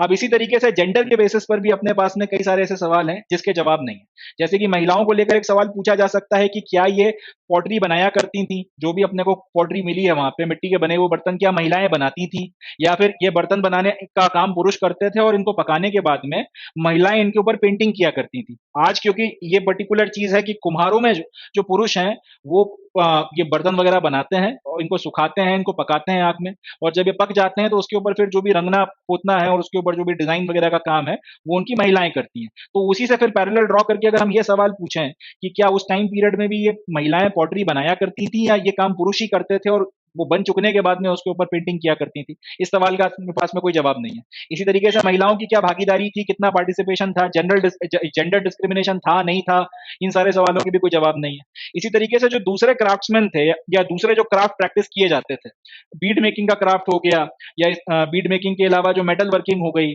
Shell cutting हो गई, इसमें महिलाओं का कितना पार्टिसिपेशन था भी या नहीं था? अगर था तो समाज की किसी स्पेसिफिक एक कम्युनिटी का या एक स्पेसिफिक तबके का ही जो है पार्टिसिपेशन था, या इन जनरल सब लोग पार्टिसिपेट करते थे, कोई भी कर सकता था या स्पेशल परमिशन लगती थी? इस तरीके की भी जवाब अपने पास में आज की तारीख में नहीं है। What were the terracotta female figurines used for? अब ये फिर वही सवाल आ जाता है कि टेराकोटा की जो फीमेल फिगर्स अपने को मिले हैं, जिसको अपन ने मदर गॉडेस बोल दिया, क्या एक्चुअल में वो कोई देवी की मूर्ति है या फिर इसका कोई और प्रयोजन था, कोई और इस्तेमाल होता था? ये भी जवाब बहुत आप फैक्ट्स के बेसिस पे बहुत कन्विंसिंगली इसका जवाब नहीं दे सकते। Very few scholars have investigated issue of gender in the context of Harappan civilization, and this is a whole new area for future work. तो यहाँ से एक और क्वेश्चन जो उठता है कि हड़प्पन सिविलाइजेशन में जेंडर डिस्क्रिमिनेशन था नहीं था तो कितना था, महिलाओं का ऑपरेशन होता था नहीं होता था, इक्वालिटी थी तो फिर किस लेवल तक की इक्वालिटी थी? ये सारे सवालों के जवाब इसलिए भी ज्यादा नहीं अपने को पता क्योंकि जेंडर के कंटेक्स्ट को ध्यान में रखते हुए हड़प्पन सिविलाइजेशन को किसी ने स्टडी नहीं किया। अब कुछ लोगों ने इंटरेस्ट दिखाया है और ये भी अपने आप में एक फ्यूचर एरिया है जिसमें रिसर्च की जा सकती है, बट आज की तारीख में इस पर भी बहुत ज्यादा अपने पास में जवाब नहीं है। तो इसी के साथ में अपना जो ये टॉपिक है और ये जो चैप्टर है यहाँ पे खत्म होता है। सारे जो टॉपिक्स अपन ने यहाँ पे पढ़कर समाप्त कर दिए हैं। अब जो लास्ट चीज इसके बाद में देखनी है वो है टाइमलाइंस। तो अब टाइमलाइंस को डिस्कस करते हैं। चलिए अब हमको इस चैप्टर की टाइमलाइंस डिस्कस करनी है। दो टाइमलाइन हमें प्रोमिनेंटली इस चैप्टर में पढ़नी है। पहली टाइमलाइन में हम डिस्कस करेंगे major periods in early Indian archaeology. Indian archaeology के जो या अर्ली इंडियन आर्कियोलॉजी के जो मेजर पीरियड्स हैं उनको हम लोग इस टाइमलाइन में डिस्कस करेंगे। देखिए होता क्या है, जब भी आपको कोई सामान मिलता है आर्कियोलॉजी में तो उसको फिर आप किसी पर्टिकुलर पीरियड में या किसी फ्रेम में रखने की कोशिश करते हैं। तो हमारे पास हमने टाइम आपका जितना पास्ट का टाइम पीरियड है उसको कुछ मेजर फेजेस में डिवाइड किया है। उन मेजर फेजेस को हम लोग यहाँ पे देखेंगे। अब जो भी सामान मिलेगा तो उस सामान को इनमें से किसी एक पर्टिकुलर फेज में फिट करने की कोशिश की जाती है या फिर इसमें रखने की कोशिश की जाती है। तो सबसे पहले 2 million before present lower palaeolithic, यानी कि आज से 20 लाख साल पहले जो फेज या जो टाइम पीरियड चल रहा था उसे आर्कियोलॉजी की भाषा में बोला जाता है लोअर पेलियोलिथिक। फिर आते हैं 80,000 years before present middle palaeolithic, मतलब आज से 80,000 साल पहले जो फेज चल रहा था उसको बोला जाता है मिडिल पेलियोलिथिक। फिर आता है अपर पेलियोलिथिक 35,000 बिफोर प्रेजेंट, यानी कि आज से 35,000 साल पहले जो फेज चल रहा है उसको या फेज चल रहा था उसको कहा जाता है अपर पेलियोलिथिक। फिर 12,000 बिफोर प्रेजेंट या बिफोर कॉमन एरा, तो 12,000 बिफोर कॉमन एरा में जो फेज चल रहा था इसको बोला जाता है मिजोलिथिक। फिर 10,000 बिफोर कॉमन एरा, इसे कहा जाता है नियोलिथिक। नियोलिथिक फेज इसलिए इंपॉर्टेंट है क्योंकि इस टाइम पीरियड में हमको अर्ली एग्रीकल्चर और पेस्टोरलिज्म देखने को मिला। ये वो टाइम पीरियड था जब इंसान ने खेती बाड़ी करने की शुरुआत की थी। जो आज की तारीख में खेती होती है उसकी शुरुआत लगभग 10,000 साल पहले मानी गई है, और उसी टाइम पीरियड पे पशुपालन शुरू हुआ। जानवरों का डोमेस्टिकेशन भी जो है लगभग लगभग उसी टाइम पीरियड में हमको देखने के लिए मिलता है। तो याद रखिएगा, लोअर पेलियोलिथिक, मिडिल पेलियोलिथिक, अपर पेलियोलिथिक, और ये सारे के सारे जो है आपके पाषाण युग का टाइम पीरियड है। मिसोलिथिक जो है ये भी पाषाण युग में ही आता है, बट यहाँ पे थोड़ा सा सोफिस्टिकेशन है। इस टाइम पीरियड में जो स्टोन के टूल्स मिले थे वो काफी बड़े हुआ करते थे और उसमें कोई खास आपको सोफिस्टिकेशन देखने को नहीं मिलता। इस टाइम पीरियड में मगर माइक्रोलिथ करके छोटे छोटे सोफिस्टिकेटेड स्टोन के टूल्स भी देखने को मिले। नियोलिथिक फेज क्यों इंपॉर्टेंट हो जाता है? क्योंकि इस टाइम पीरियड में 10,000 साल पहले एग्रीकल्चर यानी कि खेती बाड़ी और पशुपालन की शुरुआत हुई। फिर आते हैं आज से 6,000 बिफोर कॉमन एरा में। आज से 6,000 साल पहले चैल्कोलिथिक, इस टाइम पीरियड को कहा जाता है चैल्कोलिथिक। चैल्कोलिथिक इसलिए कहा जाता है क्योंकि इस वक्त में इंसान ने कॉपर का इस्तेमाल शुरू कर दिया था। इस फेज में हमको पहली बार कॉपर का इस्तेमाल देखने को मिलता है। पत्थर का इस्तेमाल पूरी तरीके से बंद नहीं किया था, मगर कॉपर मेटल का इस्तेमाल करना उसे आ गया था। इसलिए 6,000 साल पहले का जो फेज है उसे कहा जाता है चैल्कोलिथिक। फिर आते हैं हम लोग 2,600 बिफोर कॉमन एरा में। ये टाइम पीरियड इसलिए इंपॉर्टेंट है क्योंकि इस वक्त में हड़प्पन सिविलाइजेशन फ्लरिश कर रही थी। हड़प्पन सिविलाइजेशन जो है इस टाइम पीरियड में हमको देखने के लिए मिलती है। साथ ही साथ इस वक्त में मनुष्य ने एक हरकत और करी थी, उसने ब्रॉन्ज बनाना सीख लिया था। तो कई बार हम ये भी कहते हैं कि हड़प्पन सिविलाइजेशन जो है वो ब्रॉन्ज एज की सिविलाइजेशन है। हड़प्पन सिविलाइजेशन ब्रॉन्ज एज में हमको देखने को मिली। फिर आते हैं 1000 बिफोर कॉमन एरा में। आज से लगभग 3,000 साल पहले की बात कर रहे हैं। 1000 बिफोर कॉमन एरा में अर्ली आयरन या मेगालिथ एंड मेगालिथ ब्यूरियल्स, यानी कि आज से लगभग 3,000 साल पहले लोहा लोहा जो था मनुष्य उसको इस्तेमाल करना सीख गया था, उसको ढालना सीख गया था, उसकी मदद से अलग अलग चीजें बना रहा था। प्लस मेगालिथ ब्यूरियल्स भी हमको इस वक्त में देखने को मिलते हैं। मेगालिथ ब्यूरियल्स का मतलब होता है कि आपने अपने जो भी मुर्दा है उसको दफना दिया, उसके बाद में उसकी कब्र के ऊपर आपने बड़े बड़े जो है एक पर्टिकुलर बड़ा सा पत्थर रखा है और उसके ऊपर फिर आपने कुछ या तो लिखा है या फिर कुछ आकृतियां उकेरी हैं। इस तरीके की चीजें भी आज से 3,000 साल पहले आयरन एज के वक्त की शुरुआत में हमको देखने को मिलती हैं। फिर आते हैं हम लोग 600 बिफोर कॉमन एरा से लेके 400 बिफोर कॉमन एरा में, जिसको कहा जाता है अर्ली हिस्टोरिक। ये वो टाइम पीरियड है जिसके बारे में अंग्रेजों का मानना था पहले कि हमारा इतिहास इस टाइम पीरियड में शुरू होता है। हड़प्पा की खोज हो गई तो फिर वो 3,000 साल वो 5,000 साल पीछे और 3,000 बिफोर बिफोर कॉमन एरा तक खिंच गया। मगर क्योंकि ये लोग तब, जब इनको ये पता नहीं था, तब ये मना करते थे कि हमारी शुरुआत इस वक्त से हुई है, इसलिए 600 before common era to 400 common era को ये लोग अर्ली हिस्टोरिक टाइम पीरियड या फिर अर्ली हिस्टोरिक फेज भी बोलते हैं। चलें, तो ये टाइमलाइन हमने डिस्कस कर ली। अब बढ़ते हैं नेक्स्ट टाइमलाइन की तरफ, देखते हैं सर। चलें, सेकंड टाइमलाइन को डिस्कस करते हैं। इसमें अब हमको हड़प्पन आर्कियोलॉजी में जो मेजर डेवलपमेंट्स हुए थे उनकी बात करनी है। तो हड़प्पन आर्कियोलॉजी की जो भी स्टडी है 1850 के आसपास से, जब हड़प्पा में खुदाई शुरू हुई तब से उसकी स्टडी होना शुरू हो गई थी। तो वो सारा का सारा टाइम पीरियड था 19 सेंचुरी में। उसके बाद में 20th सेंचुरी की शुरुआत में और पार्टीशन के बाद में भी काफ़ी ज़्यादा काम हुआ है। तो हड़प्पन आर्कियोलॉजी में जो भी हमको डेवलपमेंट्स हुए हैं उसे दो सेंचुरीज में रखा जाता है, एक 19 सेंचुरी और एक है 20th सेंचुरी। तो 19 सेंचुरी में खुदाई हो चुकने के बाद में, आर्टिफैक्ट्स वगैरह मिल जाने के बाद में 1875 में अलेक्जेंडर कनिंगम ने एक रिपोर्ट लिखी थी हड़प्पन सील के ऊपर। हड़प्पन सील के ऊपर अपनी एक रिपोर्ट लिखकर तैयार करी, और उसके बाद फिर ज्यादा कुछ यहाँ पे हुआ नहीं, एक्सावेशंस वगैरह अपने चलते रहे। फिर आई 20th सेंचुरी। 1921 में MS Vats begins excavation at Harappa. 1921 में एमएस वत्स साहब जो थे एक आर्कियोलॉजिस्ट, इन्होंने हड़प्पा में फिर से खुदाई या फिर एक्सावेशन शुरू किया। 1925 में मोहनजोदाड़ो में भी जो है एक्सकवेशन की शुरुआत होती है। फिर आपका 1946 आता है, और इस सारे एक्सकवेशन वगैरह की मदद से हम लोग फिर ये निष्कर्ष पे पहुंचते हैं कि ये अपने आप में एक अलग और एक एंशिएंट सिविलाइजेशन थी, और फिर इसको उस तरीके से स्टडी करना शुरू किया जाता है। फिर आता है 1946 में आरईएम व्हीलर जो थे ये हड़प्पा में और एक्सकवेशन कराते हैं, और क्योंकि ये इनके टाइम पीरियड में, जैसा कि हमने पढ़ा था कि ये लेयर्स की जो स्टैटिग्राफी है उसके हिसाब से एक्सकवेशन कराते थे या उसके हिसाब से जो है खुदाई करवा रहे थे। तो इस टाइम पीरियड से फिर जो भी सामान मिलना शुरू हुआ उससे हमारी जो अंडरस्टैंडिंग थी इसके पहले मिले हुए सामान की अपेक्षा ज्यादा बेहतर हुई, और यहाँ से हम लोग हड़प्पा को और बेहतर तरह से या हड़प्पन सिविलाइजेशन को और बेहतर तरह से समझ पाए। फिर 1955 आ गया। SR Rao begins excavation at Lothal. अब इस टाइम पीरियड तक लोथल नाम की एक और नई साइट की डिस्कवरी हो गई थी, तो यहाँ पर भी फिर एक्सकवेशन की शुरुआत हुई। 1960 में B B Lal and B K Thapar begins excavation at Kalibangan. तो 1960 में तक एक और जो नया सेंटर मिल गया था कालीबंगन के नाम से, यहाँ पर खुदाई शुरू हुई और यहाँ पे एक्सकवेशंस वगैरह करवाए जाने लगे। 1974 एमआर मुगल बिगिंस एक्सप्लोरेशन इन भावलपुर। अब पाकिस्तान में जो इलाका चला गया था वहां पर एक जगह पड़ती है भावलपुर, वहां पर भी हमको या फिर उस तरफ के जो आपके आर्कियोलॉजिस्ट थे उनको एक नई साइट मिल गई। तो वहां पर 1974 में एमआर मुगल करके एक आर्कियोलॉजिस्ट हुआ करता था, उसने यहाँ पे खुदाई या फिर एक्सकवेशन शुरू करा। फिर आया 1980, a team of German and Italian archaeologists begins surface exploration at Mohenjo-daro। अब 1980 में जर्मनी और इटली के कुछ आर्कियोलॉजिस्ट आए और वो अपने साथ में सरफेस एक्सप्लोरेशन के नाम से एक नई टेक्निक लाए थे, जिससे कि अगर सरफेस में छोटे से छोटा अगर कुछ एंशिएंट ट्रेस भी होगा तो वो भी जो है आप एक्सकवेट करके रिट्रीव कर सकते थे। इस सरफेस एक्सकवेशन की टेक्निक की मदद से 1980 में मोहेंजोदाड़ो में खुदाई या एक्सकवेशन शुरू करवाया गया। इससे भी काफी सारी चीजें पता चली। फिर आया 1986, American team begins excavation at Harappa. 1986 में हड़प्पा में एक अमेरिकन आर्कियोलॉजिस्ट की टीम आई और उन्होंने खुदाई करना शुरू कर दी। एंड देन 1990 में आर एस बिश साहब ने जो है धूलवीरा नाम की जो नई साइट थी जो मिली थी उसकी एक्सकवेशन या उसकी खुदाई शुरू करवा दी। इस तरीके से काफी सारा जो है एक्सकवेशन वगैरह अलग अलग साइट्स पे हुआ और इन सारी एक्सकवेशन की मदद से हमको काफी सारी इंफॉर्मेशन जो है पता चल गई। हड़प्पन सिविलाइजेशन के बारे में काफी सारी नई इंफॉर्मेशन मिली, काफी बेहतर तरह से इसको समझने में मदद मिली। एंड हमारा जो नॉलेज है आज की तारीख में 1850 में अलेक्जेंडर कनिंघम ने जब शुरुआत करी थी उसकी अपेक्षा आज की तारीख में हमारे पास में बहुत बहुत बेहतर नॉलेज हमारे पास में इस टाइम फ्रेम के बारे में, इस पूरे के पूरे सिविलाइजेशन के बारे में हमारे पास में मौजूद है। चले आगे बढ़ते हैं। इसी के साथ में ये चैप्टर यहाँ पे समाप्त होता है एंड इसी के साथ में ये सेशन भी जो है यहाँ पर समाप्त होता है। तो क्लास 12th हिस्ट्री की अपनी पहली किताब और उसका पहला chapter beads bones and bricks हमने यहाँ पे पूरा पढ़ के खत्म किया है। अब ये लेक्चर और इसके पहले के इससे जितने भी रिलेटेड लेक्चर्स हैं सारे के सारे लेक्चर आपको प्लेलिस्ट में मिल जाएंगे। डिटेल्ड एक्सप्लेनेशन वीडियोस की एक अपनी अलग प्लेलिस्ट बनी हुई है और हर एक टॉपिक के इंडिविजुअल एक्सप्लेनेशन की भी अपनी एक अलग प्लेलिस्ट बनी हुई है। इन वीडियोस को अगर आप देखते हैं तो फिर इस चैप्टर से अब किसी भी एग्जामिनेशन में कुछ भी पूछ लिया जाए आपसे करते बनेगा, आपसे उसका जवाब देते बनेगा। अगर आप इन चैप्टर्स इन लेक्चर्स को रिलीजियसली देखते हैं तो बोर्ड एग्जामिनेशन की आपकी सारी रिक्वायरमेंट पूरी हो जाएंगी। किसी भी तरीके का कोई भी सवाल आए अब आप उसका जवाब देने की स्थिति में। सेम गोज फॉर सीयूईटी के एस्पेक्ट में अब इस चैप्टर से किसी भी तरीके का क्वेश्चन पूछ लिया जाए, अगर आपने इन लेक्चर्स को देखा है तो आपसे इसका जवाब देते अच्छे से बनेगा। एंड अगर कोई कॉम्पिटिटिव एग्जामिनेशन की प्रिपरेशन कर रहा है जिसमें एंशिएंट हिस्ट्री पूछी जाती है, अगर इस चैप्टर से इस किताब से अगर एग्जामिनर ने यूपीएससी में, एसएससी, सीजीएल में, किसी दूसरे एग्जाम में अगर कोई क्वेश्चन पूछा, आई कैन गारंटी आपसे इसका जवाब देते बनेगा।